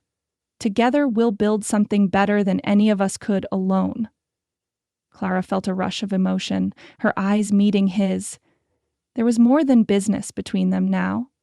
There was a shared understanding, a belief in what they could accomplish if they worked together. She had seen a new side to Garrett, a man who had been changed by what he had witnessed, a man who now saw beyond the bottom line. "Thank you, Mr. Hollingsworth," Clara said, her voice steady, despite the warmth spreading through her chest.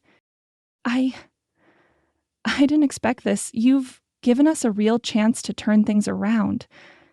Garrett's eyes met hers, and for a brief moment their gaze held. There was something unspoken between them, something that went beyond the business deal they had just struck.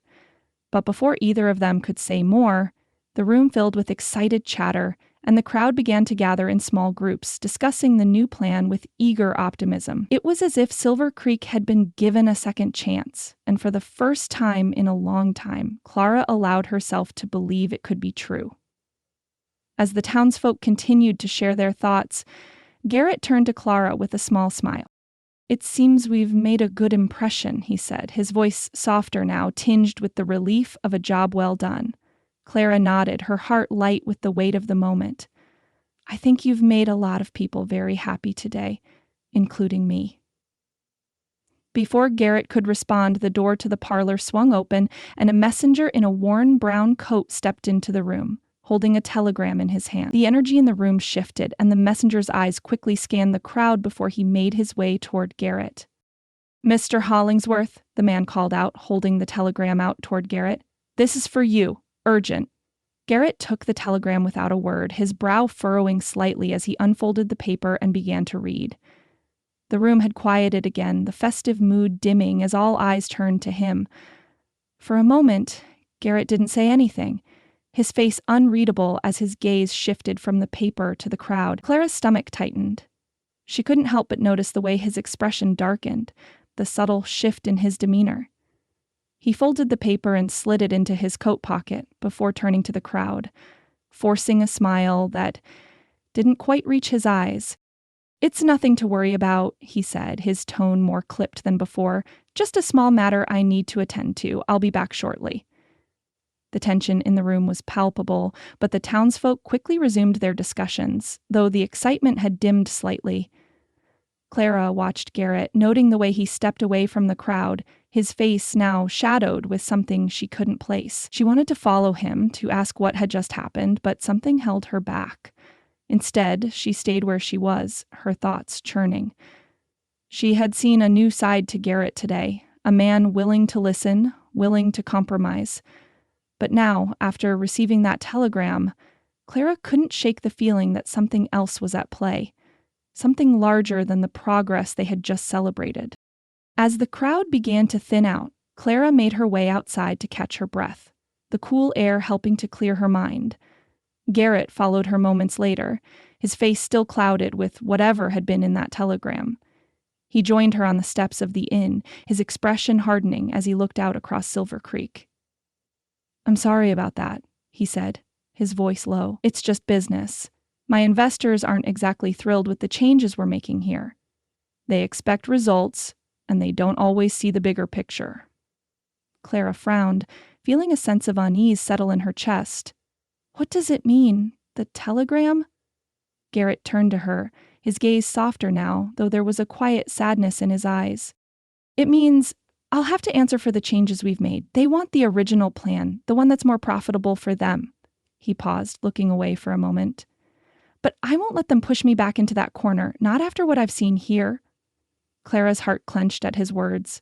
She had seen the struggle in him, the internal battle he was facing between his loyalty to the investors and his newfound understanding of what the people of Silver Creek needed. She wanted to believe him, to trust that he would stand by the town and its people. "Garrett," she said softly, "I know you're trying, but if you're really committed to Silver Creek, you have to make a choice. You can't keep walking both paths." He met her gaze, his expression conflicted. "I know, and I'll make it right. But I need time." Clara nodded, feeling a pang of uncertainty. She had believed that this was the turning point, the moment when everything would change for the better. But now, with Garrett's troubled expression and the weight of his investors' expectations hanging over him, Clara couldn't shake the feeling that the fight wasn't over. Not by a long shot. As they stood there in the fading light, the promise of hope seemed to dim just slightly, the path ahead unclear once more. But for the first time, Clara felt a flicker of belief that Garrett might truly be on her side. For now, that would have to be enough. The telegram arrived at the inn just before midday, delivered by the same messenger who had brought Garrett the good news only a few days earlier. This time, the tension in the air was palpable, the paper in Garrett's hands feeling heavier than any of the plans he had reviewed before. He stood in the makeshift office in the back of the inn, the door closed behind him as he scanned the short, terse message from his East Coast investors. He read the words over and over again, each line a blow that landed heavier than the last. "Reinstate the original plan, Hollingsworth, or we'll withdraw our funding," it read.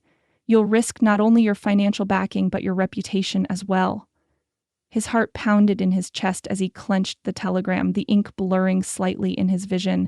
The investors were offering an ultimatum, a return to the very deal he had tried to amend, the one that had the potential to tear Silver Creek apart and enrich the railroad at the expense of its people. They didn't care about the workers, the families, or the town's future. All they wanted was profit, and they weren't afraid to use their leverage to get it. Garrett stood in silence for a moment, the weight of their demands pressing down on him. He could feel the familiar pull of duty, the expectation that he would toe the line for the sake of his career, his name, and his future. But then he thought of Clara, the hope in her eyes when he had offered the revised plan. He thought of the people of Silver Creek who had begun to believe that change was possible. Would he betray them all for the sake of his investors? The thought made his stomach twist. The sound of the door creaking open behind him broke his reverie, and Garrett quickly folded the telegram, slipping it into his coat pocket as Clara entered the room. Her steps were light, but there was a sense of purpose in her movements. She was eager, as always, to finalize the deal they had worked so hard to negotiate, but Garrett saw the concern in her eyes when she caught sight of the tension in his posture. "Mr. Hollingsworth?" Clara asked, her voice soft but wary. "I didn't mean to interrupt. I wanted to discuss the final terms of the deal, if now is a good time." Garrett glanced at her, forcing a smile that didn't quite reach his eyes. "Of course, Miss Dalton, I'm just processing a few things. Nothing to worry about." But Clara wasn't fooled. She could read him too well now, could see the weight of something heavy hanging between them. She paused in the doorway, her gaze not leaving his. "What's wrong?" she asked, her voice laced with concern. "You're not acting like yourself." Garrett straightened, clearing his throat. "It's nothing, really. Just some final details to work out. The investors have made their expectations clear, and I need to adjust a few things on my end." He forced the words out with a calmness that didn't feel genuine. "We'll make sure everything goes smoothly. I'll have the final terms ready for you soon." Clara didn't respond immediately, her eyes searching his face as if trying to uncover the truth he was hiding. She took a step forward, her brow furrowed. "Garrett, if there's something going on, you don't have to shoulder it alone. I'm here to help, remember?" Garrett hesitated for a moment, his eyes flickering to the pocket where the telegram lay. The weight of the letter seemed to grow heavier with each passing second. He could tell her now, share the pressure he was feeling, but part of him wanted to shield her from the truth, to keep her hopeful for the future they had worked so hard to build. But as Clara waited, her expression earnest, he couldn't help but feel a flicker of something he hadn't expected. Something like trust. He sighed and let the mask slip. "I received a message from my investors today," Garrett confessed, his voice low. "They're not happy with the changes we've made. They want the original plan reinstated, the one that would leave the people of Silver Creek at the mercy of the railroad. They've made it clear that if I don't comply, they'll pull their funding, and with it, any chance of Silver Creek seeing any benefit from the railroad at all." Clara's heart sank, but she didn't flinch. Instead, she took another step closer, her expression a mix of concern and quiet understanding. "What are you going to do?" Garrett looked at her, his eyes hard with the weight of the decision. "I don't know. I've spent my life working to build something that could change the world, but I've never had to choose between what's right and what's easy. I can't..." He stopped himself, realizing he was speaking more honestly than he intended. He cleared his throat. "I can't just betray these people. I can't go back to that." Clara placed a hand on his arm, her touch grounding him in the moment. "You're not alone in this, Garrett," she said quietly.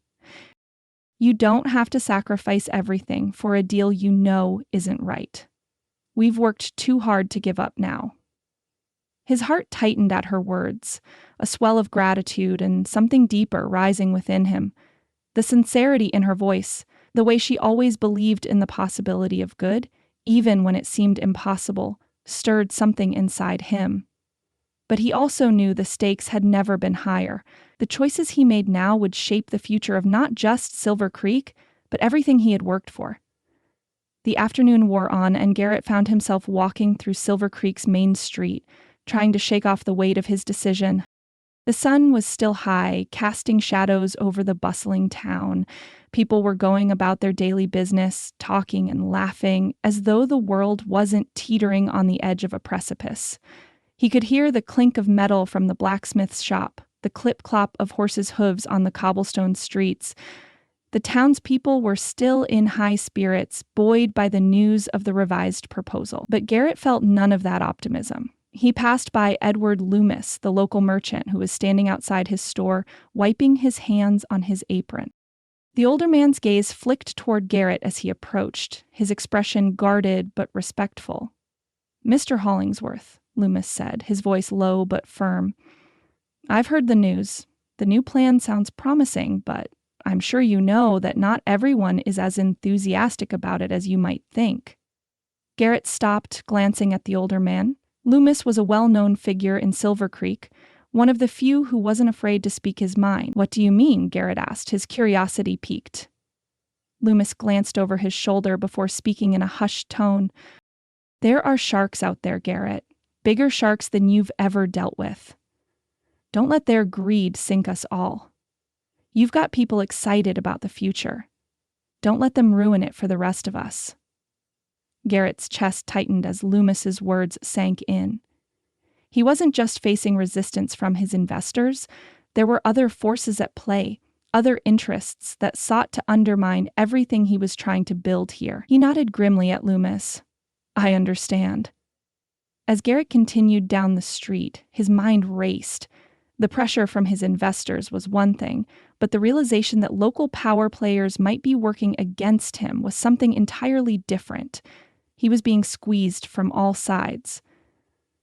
His thoughts were interrupted by the sight of Jeremiah Boyd approaching from the far end of the street. The foreman's face was set with a worried expression, his gait quick and purposeful. "Garrett," Jeremiah called out as he drew closer. "We need to talk. There's something you need to know." Chapter 9. Secrets in the Shadows. The fading light of dusk cast long shadows over the outskirts of Silver Creek as Clara walked beside Garrett, the air cool against her skin. The dust of the day had settled, leaving behind a stillness that seemed to hang between them, heavy with unspoken words. As they neared the entrance to the abandoned mine, Clara felt an uneasy knot twist in her stomach. Garrett had insisted on speaking here, away from prying eyes, and the secrecy of it only fueled her growing concerns. He stopped just short of the entrance, his gaze flicking toward the mine before returning to Clara. The tension in the air was palpable, and Clara could see the lines of worry etched into his face, lines that hadn't been there before. "Clara," Garrett began, his voice tight, "I didn't want to keep this from you, but it's not as simple as we thought." She folded her arms, trying to keep her composure, but the coldness in her chest was hard to ignore. "What is it, Garrett?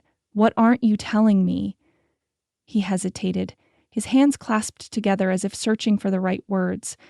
The hesitation did nothing to ease Clara's mounting apprehension. "I've received an ultimatum from my investors," Garrett confessed, his voice low, as if the words themselves were dangerous.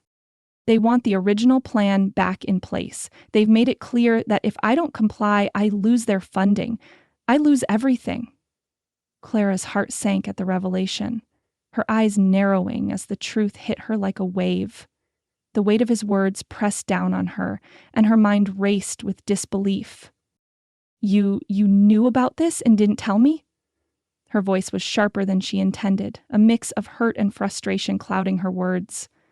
Garrett's expression softened, and he stepped closer to her, his hands raised in a gesture of reassurance. "I wasn't sure what to do, Clara. I'm stalling for time. I'm trying to renegotiate with them. I know it's not enough, at least not yet. But I haven't given up on what we've worked for, on what you've worked for." Clara wanted to believe him. She wanted to trust that Garrett was on her side, that his intentions hadn't changed. But the sting of his secrecy lingered. "I don't know if I can keep fighting for something if I don't know where you stand, Garrett." Her voice broke slightly as she spoke, the raw vulnerability of the moment making her feel exposed. Garrett closed the distance between them, his hand gently touching her arm, grounding her in the quiet of the evening. "I swear to you, Clara, I'm with you.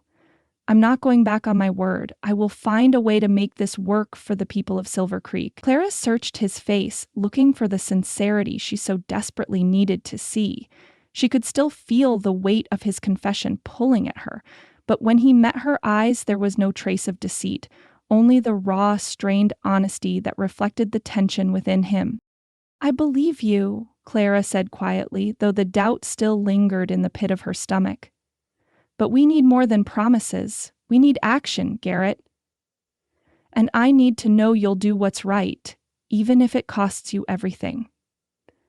Garrett's jaw tightened, but he nodded, a spark of determination flickering in his eyes. I will, Clara. I won't let anyone destroy this town. They stood there for a moment, the weight of their words hanging between them. The fading light of the day wrapped around them like a veil, but it wasn't enough to dispel the uncertainty that lingered in Clara's heart. There was still so much at stake, and no matter how much they both wanted to believe in the future they had fought for, the shadow of Garrett's investors loomed over them like an inescapable cloud. I'll keep pushing, Clara said finally, her voice steadying. But I won't do it alone. I need you to stay by my side, Garrett. If we're going to save Silver Creek, we have to do it together. Garrett nodded, his eyes locking onto hers. Together, he repeated, his voice low and resolute. We'll make it work, I promise. As they parted ways that evening, the uneasy alliance between them felt stronger, but Clara couldn't shake the feeling that the storm Garrett had spoken of wasn't just a metaphor. It was coming, and they were both standing in its path. The night deepened as Clara made her way back to the Dalton homestead. The path was quiet, the sounds of the town fading into the distance as she approached the house. The weight of the conversation with Garrett hung heavily on her, but there was little time for reflection. As she stepped through the door, the sight of her father lying in bed sent a pang of worry through her heart. Jacob's condition had worsened in the past few days. His cough was harsher now, his breathing more labored, and Clara could see the toll it had taken on him. The local doctor had done what he could, but the medicine they could afford was barely enough to stave off the symptoms, let alone cure the illness that had gripped him. Pa, Clara whispered, kneeling beside the bed. Jacob's eyes fluttered open, and he gave her a weak smile. Clara, he rasped, his voice barely a whisper. You're home. She smiled gently, brushing the hair from his forehead. How are you feeling? Jacob's smile faded, and he winced slightly as he adjusted his position. I'm not long for this world, Clara, you know that. But there's still time to fight for Silver Creek. Her heart ached as she took his hand, her fingers brushing against the calluses of his weathered skin. We're going to make it right, Pa. I'm doing everything I can. The railroad's proposal has changed. And Garrett... Jacob interrupted her, his grip tightening around her hand, his eyes clear and sharp despite his weakened state. I know what you're doing, Clara. I've seen the way you've fought for this town, for its people. But you can't fight alone. You need to trust those around you, even if it's hard. Clara nodded, swallowing the lump in her throat. I'll make sure you're taken care of, Pa, and I won't stop fighting for Silver Creek, I promise you. Jacob gave a faint, knowing smile. That's my girl. Don't let anyone take that fight away from you. You're the heart of this town now. Keep it strong. Clara's heart ached as she leaned down to kiss his forehead, her thoughts spinning with the weight of everything that was at stake. The uncertainty of Garrett's position, her father's declining health, and the growing tension in Silver Creek. It was all closing in on her. And yet, the fire her father had passed on to her burned brightly. She stepped outside, the cool night air wrapping around her like a cloak as she gazed up at the stars. The darkness seemed to mirror the storm building on the horizon, and Clara couldn't shake the feeling that the worst was yet to come. Late that night, in a dimly lit office, a different conversation was taking place. One that would have grave consequences for Clara and Garrett. The county official, a rotund man with a greasy mustache and a habit of looking over his shoulder, sat behind a desk piled high with papers. He tapped his fingers against the wood, eyes glinting with malice. Garrett Hollingsworth, he murmured to himself, thinks he can change things around here, does he? He chuckled darkly, glancing at the telegram from Garrett's investors lying on the desk. The message was clear. The investors had their own agenda, one that aligned perfectly with the officials' plans. A knock at the door interrupted his thoughts, and a messenger entered, carrying another sealed letter. The official's grin widened as he took the letter and read its contents. It's all coming together, he whispered, his voice thick with satisfaction. The letter detailed the official's next move, a promise to the investors that should Silver Creek's residents refuse to comply with the railroad's new terms, the official had the legal power and the muscle to seize the necessary land by force. He stood, a smile spreading across his face as he sealed the letter and handed it to the messenger. "Get this to them. Make sure the deal is sealed." The messenger nodded, disappearing into the night as the official lingered, savoring the taste of impending victory. Silver Creek, with all its potential, was about to be swallowed up by greed, and no one, not even Garrett Hollingsworth, could stop it now. Chapter 10. When Hope Falters. The wind that swept through Silver Creek's main street was sharp with the bite of early morning, but it was the murmurs among the townsfolk that made the air feel colder. Clara walked briskly down the dusty road, Rosie at her side, but the quiet hum of conversation was louder than usual. Whispers, glances, and the soft clink of harnesses being adjusted all seemed to vibrate with unease. The tension was palpable. Something was wrong, and Clara could feel it deep in her bones. "Did you hear?" A voice called from behind them, and Clara turned to see Mrs. Mulligan, her face pale and drawn.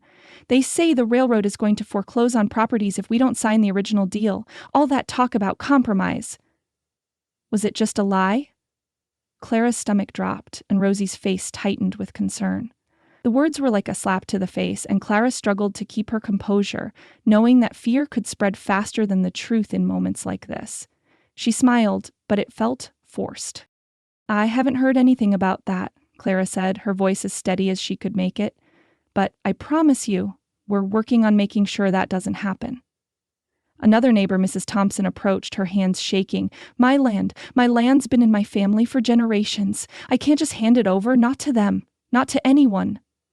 "Clara, what's going on?" Rosie whispered, her voice laced with fear. "This isn't the first time I've heard rumors like this. They're saying the railroad's coming to take everything. People are panicking." Clara's mind raced. The original plan was supposed to be dead. Garrett had promised them something better. Had he failed them after all? Was this a betrayal she hadn't seen coming? She hadn't wanted to believe it, but the growing unease among the townsfolk made it hard to ignore. "I don't know," Clara muttered, her heart heavy. "But I'll find out. I'll talk to Garrett. He has to know what's happening." The chaos was beginning to build, like an unstoppable tide, and Clara could feel the weight of it pressing in on her.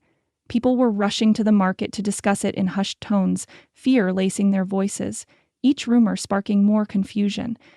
Clara felt a pang of helplessness twist in her chest. The foundation they had built with Garrett, with hope for a new future, was crumbling beneath them, and Clara wasn't sure if she could hold it all together much longer. Later that morning, Clara made her way to the inn, her steps quick with a mix of urgency and dread. Garrett had to have answers. She needed to know what had gone wrong, why the people of Silver Creek were being threatened once again. When she arrived at the inn's parlor, it was nearly empty save for Garrett, who stood by the window, his back to her as he looked out at the town. The lines on his face were etched with worry, and Clara felt a cold shiver of dread settle in her stomach. "Garrett," she said, her voice low but firm, "I need answers. The townspeople are in a panic. They're hearing rumors about foreclosures, about the railroad taking our land if we don't accept the original terms. Is this true?" Garrett turned to face her, his expression immediately tense. "What are you talking about?" His voice was sharp, as though her question had caught him off guard. "I didn't authorize any such thing. I've been working to negotiate fair terms. This is exactly the kind of thing I was trying to avoid." Clara's frustration surged, the uncertainty gnawing at her like a wolf at the door. "Then why are the people hearing this? Why is everyone in town panicking? Did you lie to us, Garrett? Were we all just fools to think you were on our side?" Garrett's eyes darkened, and for a brief moment there was a flicker of something in his gaze. Was it guilt? "I'm not lying to you, Clara, I swear. But there are forces at play that I can't control. I'm trying to keep this from going any further. Stalling, I'm negotiating, but it's not just me here anymore. The investors have a say, and if I don't deliver, if I don't make them happy, they'll walk away. They'll pull the funding. I can't risk that. Not after everything we've worked for." Clara's chest tightened as she listened, the sting of betrayal sharp in her throat. "So it's true then. You're not in control. You're just another pawn in their game." "No," Garrett snapped, stepping closer. "I'm doing everything I can, Clara. You have to trust me. I'm not abandoning you. I'm not abandoning Silver Creek. But you have to understand. I can't just go against everything the investors want. If I lose their backing, this whole town will suffer. There's no easy way out of this." Clara felt a wave of anger surge through her, her voice rising. "You don't get it, do you? This isn't about you, Garrett. This is about us. This is about the people who've been here, struggling, working day in and day out. You promised us a chance, and now you're telling me that you're letting these men take everything from us because you can't stand up to them?" The harsh words hung in the air like a storm cloud. Garrett flinched, but Clara didn't back down. She couldn't. She had to get through to him. The people of Silver Creek had no one else to turn to. "I'm not going to stand here and let you destroy everything we've fought for," she said, her voice breaking with emotion. "You promised us change. Don't you dare take that away." Garrett's face was ashen, and he looked as though he had aged years in the span of minutes. "Clara, please. I'm trying, but I can't stop this alone." Clara turned on her heel, her heart hammering in her chest as she fled from the inn, the bitter taste of defeat settling deep within her.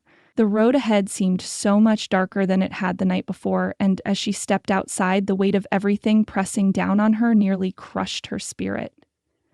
When Clara returned to the Dalton homestead later that night, her heart felt as heavy as the night sky above. She was met by a somber sight. Her father's labored breathing, the shallow rise and fall of his chest in the dim light of the house. Jacob was awake, but only just, his face pale and drawn with illness. Clara went to his side, her hands trembling as she brushed his hair back from his forehead. "Pa," she whispered, her voice cracking. "Pa, I don't know what to do anymore. Everything's falling apart. The railroad, Gregor, none of it is what I thought it would be. I feel like I've been fighting this battle for nothing." Jacob opened his eyes, his gaze cloudy but steady as he looked up at her. "Clara," he whispered hoarsely, reaching out to grasp her hand, "you've done more than anyone could ask of you. Don't lose your fight now. Silver Creek, this town is worth it. You have to keep fighting for it. Keep fighting for the people, even if I can't be there to guide you." Clara blinked back tears, her heart breaking at the thought of losing her father.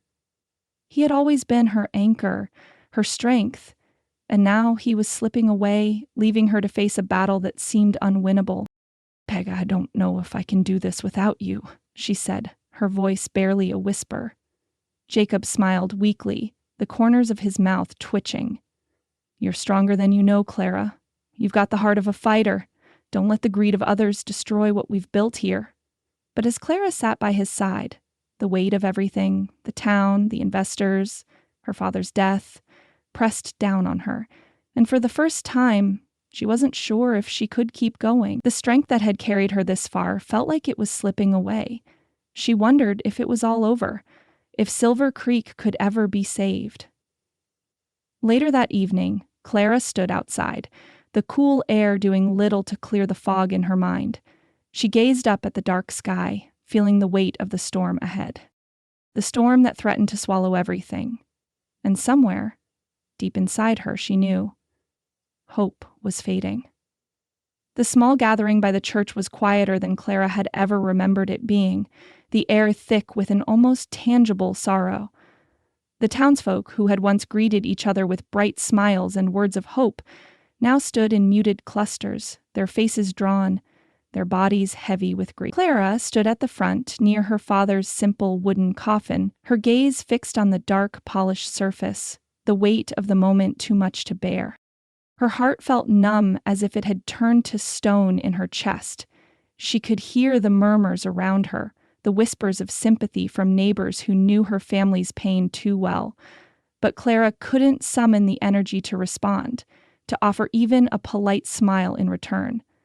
It was as if a veil had descended between her and the world, leaving her isolated in her sorrow.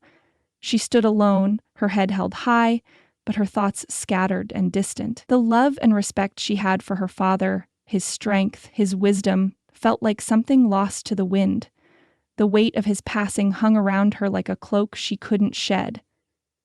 The town, too, had lost not just a father but a symbol of everything that had once made it strong. Without Jacob Dalton, Silver Creek felt less like a home and more like an empty shell, hollowed out by the relentless passage of time. Behind her, Garrett stood at a distance, his hands clasped tightly in front of him, his posture stiff and uncertain. Clara knew he was there, knew he was trying to find some way to offer his condolences, to be the support he had promised. But the gulf between them had grown wider, and every time she tried to meet his gaze, her chest tightened and she looked away. Garrett had promised her everything, and she had trusted him, but in the end, he had failed them. He had failed her father, and now, with Jacob gone, Clara felt the weight of the world pressing on her alone. The town needed something more than Garrett's empty promises. It needed a leader who wouldn't be swayed by outside forces. And in that moment, Clara knew she couldn't look to him for help anymore. As the townspeople filed past, offering their final respects, Clara remained still, her expression unreadable. She wanted to scream, to demand answers from Garrett, but the words caught in her throat. She couldn't bring herself to do it. Not now. Not here. The funeral was over far too quickly. The crowd dispersed, the air still thick with grief. Clara watched them leave, her body stiff with the weight of her thoughts. She needed to be alone, needed to escape the heavy gaze of the town, the sympathetic whispers that followed her every step. She turned toward the back of the church and slipped away, not looking back. The walk to the abandoned mine entrance was long and silent. The town stretched out behind her, fading with each step. It had always been her place of solace, where she could feel the pulse of her father's legacy beneath her feet. The mine had been his life, his dream for Silver Creek. And now it felt like a tombstone, a silent reminder of all the things she had lost. She stood at the entrance, looking into the darkness of the shack. The wind howled through the narrow opening, carrying with it the scent of dust and earth. Clara closed her eyes, feeling the weight of the world pressing against her chest. She had promised her father she would fight for Silver Creek, but with him gone, she wasn't sure she had the strength to carry on. The pressure of the possible land seizures, the uncertain future of the railroad, and the betrayal she felt from Garrett, it all seemed too much to bear. How could she fight for the town when she felt so utterly alone? She sank to her knees at the mouth of the mine, her hands clutching the cold stone, the tears threatening to spill. What had she done wrong? What had she missed? Why had it all fallen apart when they were so close to something better? As the wind howled through the mine shaft, Clara stood and wiped her eyes, the tears drying quickly in the harsh air. She couldn't give up. Not yet. But where could she turn? Who could she trust now? The light was fading, the world around her growing darker by the second. Clara felt like she was standing at the edge of a precipice with nothing below her but a long fall into despair. Later that evening, Clara returned to the Dalton homestead, the weight of the world still pressing on her. The house felt empty, the walls seeming to close in on her as she entered. Her father's absence was a silent presence in every room, and Clara couldn't shake the feeling that the house itself was grieving. As she made her way to the kitchen, she found Rosie waiting for her, a pot of soup on the stove and a knowing look in her eyes. Rosie didn't ask any questions. She simply placed a bowl in front of Clara and sat down beside her. The comfort of her presence was a small balm to Clara's wounded heart, but the gnawing sense of hopelessness wouldn't leave. "Clara," Rosie said softly, her voice a gentle whisper in the quiet room. "I brought you some soup. I thought it might help." Clara nodded absently, but she didn't take a bite. She couldn't bring herself to eat. Instead, she turned her attention to the stack of papers on the table. One ledger in particular caught her eye. It was her father's. She had seen it before, filled with notes about the town, the land, and the plans Jacob had made to secure Silver Creek's future. It was an old ledger, but as Clara flipped through the pages, her eyes caught on something. Notes in the margins, scribbled quickly, detailing things she had never seen before. "Rosie," Clara said, her voice shaky, "look at this." Rosie leaned over, her brow furrowing as she read the notes. This looks like your father's handwriting. But what's this about?" Clara read the notes aloud, her fingers tracing the words as she spoke. Suspected corruption, possible illegal land seizures. Men in the county working together to force the railroad through? Clara's voice faltered as she read, the words sinking in like stones in her stomach. Her father had known about the corruption, had known what was at stake for Silver Creek. She had always assumed he was fighting for the future, for a better life for the town, but these notes suggested something deeper, something sinister. And now, Clara knew what she had to do. Her hands trembled as she closed the ledger, a spark of determination rekindling in her chest. This was why her father had fought so hard. This was why she had to keep going. He knew, Rosie, Clara whispered, her voice stronger now. He knew what we were up against. And I can't stop now. Rosie placed a hand on Clara's arm, her eyes filled with understanding. Your father believed in you. So do we. You're not alone, Clara. For the first time in days, Clara felt a flicker of hope stir within her. It wasn't much, but it was enough to push her forward. She had the answers now, and she wasn't going to stop until the truth came to light. The fight wasn't over. Clara closed the ledger, the weight of it no longer a burden but a tool, something she could use to uncover the corruption that had haunted Silver Creek for far too long. She would find a way to expose the men behind it all. For her father, for Silver Creek, and for herself. Clara clutched her father's ledger tightly in her hands as she walked toward the inn. It was still early morning, and the sun had barely begun to warm the earth, casting long shadows across the porch. Her heart was heavy with the weight of the past few days, but there was a new sense of purpose in her step, a determination that had reignited within her after her conversation with Rosie the night before. She had been lost in the darkness, but now, with the ledger in hand and the proof of the corruption that had plagued Silver Creek staring back at her, she knew what had to be done. She couldn't let her father's fight be in vain. She couldn't let the town lose its soul to the greed of the railroad and the corrupt officials who had tried to manipulate it all. Garrett was standing on the porch, looking out over the town with his back to her. He didn't notice her approaching, and for a moment Clara hesitated. Her breath caught in her throat as she took in the sight of him. They hadn't spoken since their heated argument, and the distance between them felt unbearable. But the anger and hurt that had burned in her heart had faded, replaced by a steely resolve. She had no time for lingering bitterness. She needed Garrett. The town needed Garrett, and together they could still save Silver Creek. Garrett, Clara said, her voice breaking the stillness of the morning. He turned slowly, and when his eyes met hers, something softened in his expression. The guardedness that had lingered since their argument was still there, but Clara could see the flicker of hope in his eyes. I've found something, Clara continued, her voice steady despite the flood of emotions that surged through her. She held out the ledger, the pages worn and creased from years of use, but the writing inside clear and undeniable. It's proof, Garrett. Proof of the county officials' involvement in fraud. The contracts are forged, there are hidden payments, it's all here. Garrett's eyes widened as he took the ledger from her, his hands brushing against hers as he flipped through the pages. His brow furrowed as he read, his jaw tightening with each new revelation. This changes everything, he said, his voice low but filled with the weight of realization. I had no idea. I'd been so focused on the investors that I missed this. Clara stepped closer, her heart swelling with a mix of relief and renewed purpose. It's not too late, she said, her voice unwavering. We can still make this right. We can expose what's been happening. We can stop the land seizures. We can save Silver Creek. Garrett looked up from the ledger, his expression shifting from one of disbelief to one of determination. You're right, he said, his voice stronger now. We can't let them win. I'll use everything I have, every resource, every connection to help you. Clara's heart skipped a beat at his words.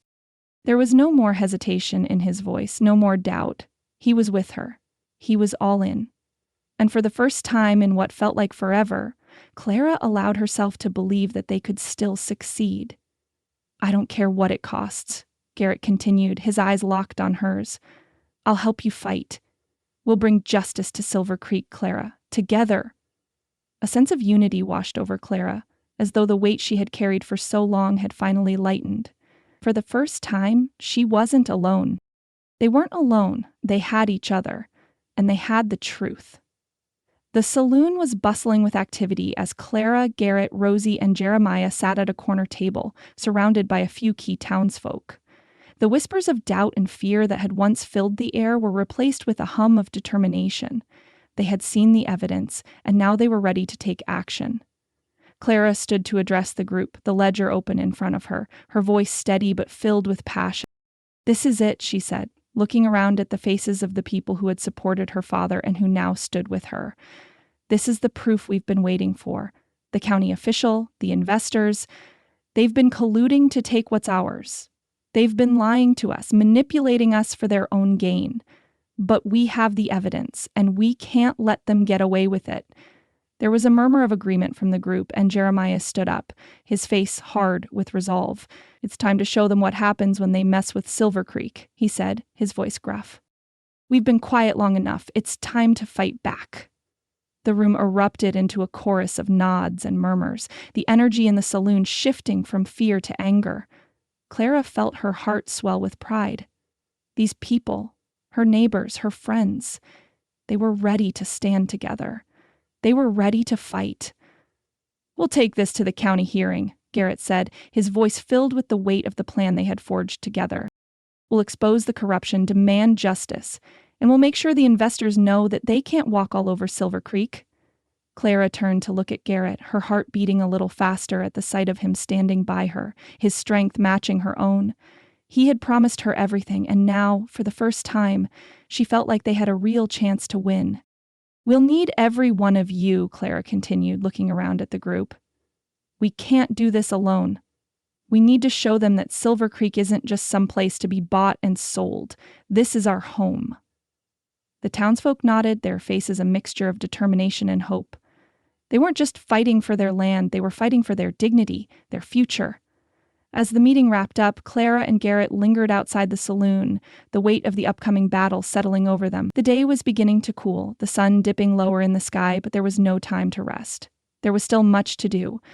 Clara glanced at Garrett, her heart heavy with the unspoken words between them. They had come so far, and yet the road ahead was fraught with danger.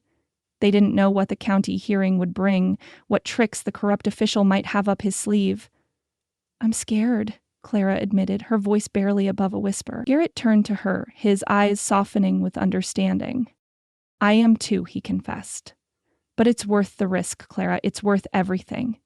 He reached for her hand, his grip firm and reassuring. Clara felt the strength of his touch, and for a moment the world felt smaller, more manageable. Together they could face whatever was coming. "Whatever happens," Garrett said softly, "we face it together." Clara nodded, her heart swelling with a mixture of gratitude and determination. "Together," she echoed, the word a promise between them. As the sun dipped below the horizon, they stood side by side, ready for the battle that lay ahead. The town of Silver Creek was depending on them, and together they would fight for it. The wheels of the wagon creaked as they rolled through the dusty road that led into the county town. Clara sat stiffly beside Garrett, her eyes focused on the courthouse ahead. Silver Creek's hopes rested on this moment, this single confrontation. Around them, a small caravan of Silver Creek supporters had gathered, friends, farmers, miners, and business owners who had all come to stand beside her. Their faces were grim, but there was determination in their eyes. This was their fight now. The courthouse loomed large, an imposing structure that seemed to mock the townspeople as they arrived. The air was thick with anticipation, and Clara could feel the tension tightening in her chest. As they pulled up, Clara saw him. The county official, a bloated man in a gray suit, standing tall with an air of arrogant confidence, flanked by two of his associates, men who exuded the same menacing energy, and beside him were the representatives of the East Coast investors, faces hard and calculating.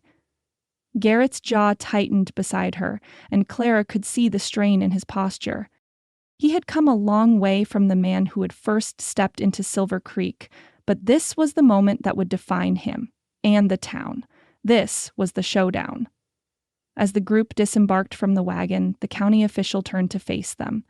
His smirk was almost predatory as he caught sight of Clara and Garrett. His eyes narrowed with calculated malice. The game had changed for him, but he still held the upper hand. "You're late," the official sneered, his voice carrying in the still morning air. I expected no less from you, Dalton. But let's not waste any more time. I've got a business to conduct." He gestured dismissively toward the crowd that had gathered, his menacing tone a clear challenge. Clara refused to back down, holding her ground. "We're here for a reason," she said, her voice calm but full of steel. "This isn't just about land, it's about right and wrong." Garrett moved beside her, his posture unwavering. "And we intend to prove it," he added, his voice steady.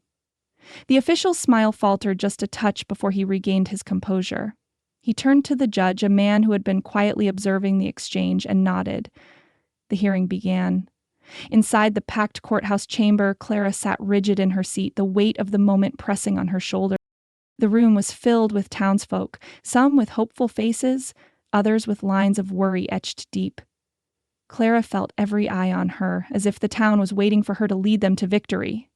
Or failure. The official stood at the front, holding a stack of papers in his hand. His voice rang out, filled with certainty and authority. "Your Honor, I present these documents for the record," he declared, slamming the stack onto the table with a thud. "These are the land seizure papers, fully authorized and in compliance with the law. I ask that the court validate them and allow us to proceed with the property transfers." A murmur rippled through the room, but Clara's gaze never wavered from the official. This was the moment, the final test. Garrett sat beside her, his hand resting lightly on the table, his eyes steady, but she could feel his tension. They had no more room for error. But Clara wasn't about to let the official have the last word. She took a deep breath and stood, her heart pounding in her chest, but her voice steady as she addressed the judge. "Your Honor," she began, holding the ledger her father had kept close for years. She could feel the weight of the town's hopes on her shoulders as she presented it, the pages marked with her father's scrawl and meticulous notes. "I have here proof of fraud, of illegal dealings, bribes, forged signatures, and unlawful claims. This document shows how these land seizures were orchestrated, how this man," she gestured toward the official, "and his investors have manipulated the system for their own gain." A shocked gasp spread through the room, and Clara watched as the judge's eyes flicked between her and the official. The room was thick with tension, the sound of the rustling papers almost deafening in the silence that followed. Clara's pulse quickened, but she pressed on, showing the pages to the judge and the court. Garrett stood beside her, his voice calm but firm as he added, "We also have railroad documents that directly contradict the official statements. The investments were never meant to support this kind of underhanded deal. These papers prove that the contracts were signed under duress." The official's face had drained of color, his earlier bravado slipping away as he stepped back, stammering for the first time. This is a mistake," he protested weakly.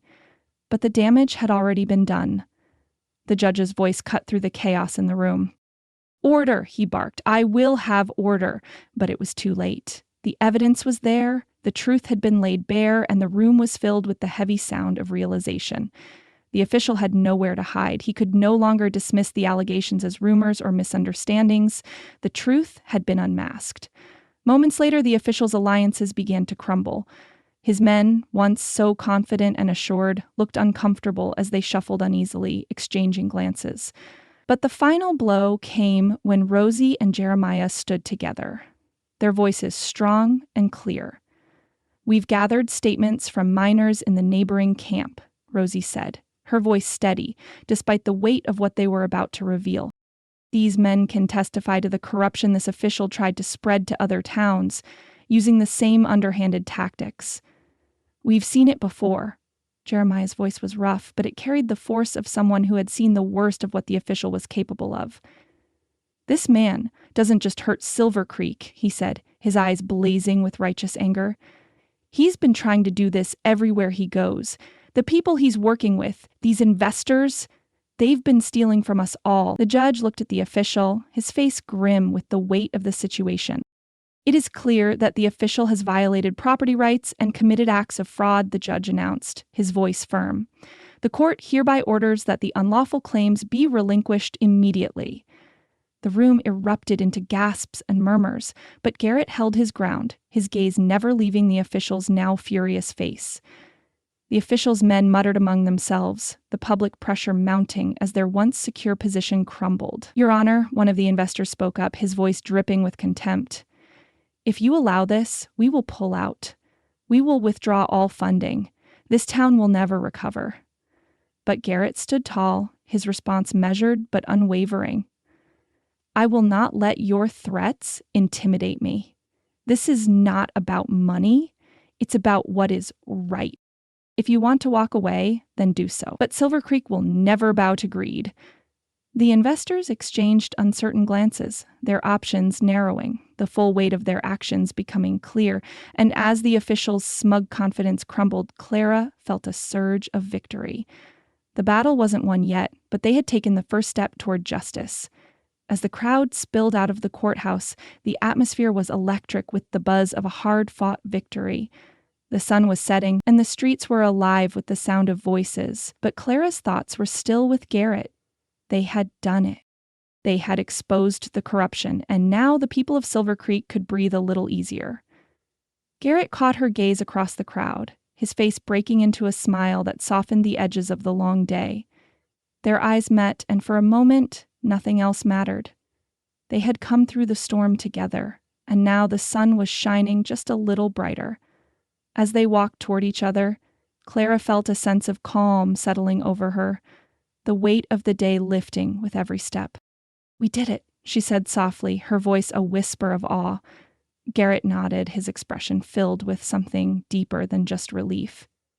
"We did," he agreed, his hand finding hers. And for the first time in a long while, Clara allowed herself to feel a flicker of hope. The fight wasn't over, but for the first time she believed they could win. A week had passed since the courthouse showdown, and the town of Silver Creek was still buzzing with the aftershocks of victory. The courthouse had been the battleground, but today it was Silver Creek's meeting hall that was the true symbol of change. The hall was full to the brim, with the town's citizens gathered in anticipation, ready to sign the new railroad contract that would reshape their future.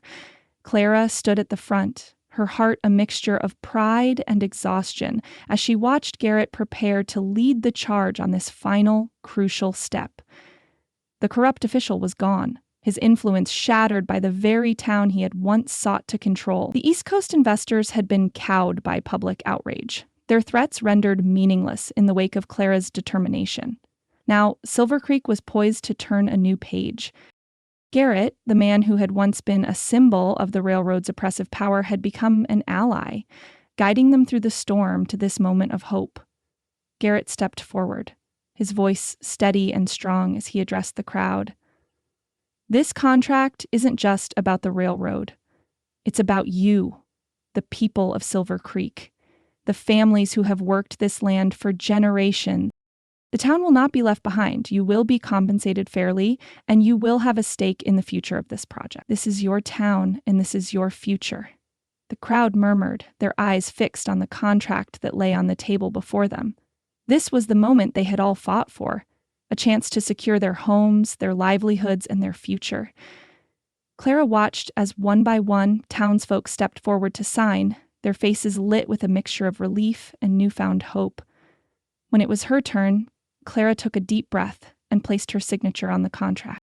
The weight of it was heavy, but it was also a weight she had carried with pride, the weight of a town's future, of a promise made to her father and to herself. The applause that filled the hall was deafening, a sound of unity, of a community that had come together to rewrite their story. Clara turned to Garrett, her eyes meeting his, and for the first time, she allowed herself to truly smile.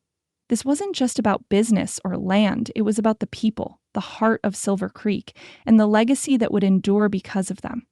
As the last signatures were written, Clara and Garrett stood at the center of the room, the weight of their shared success settling over them.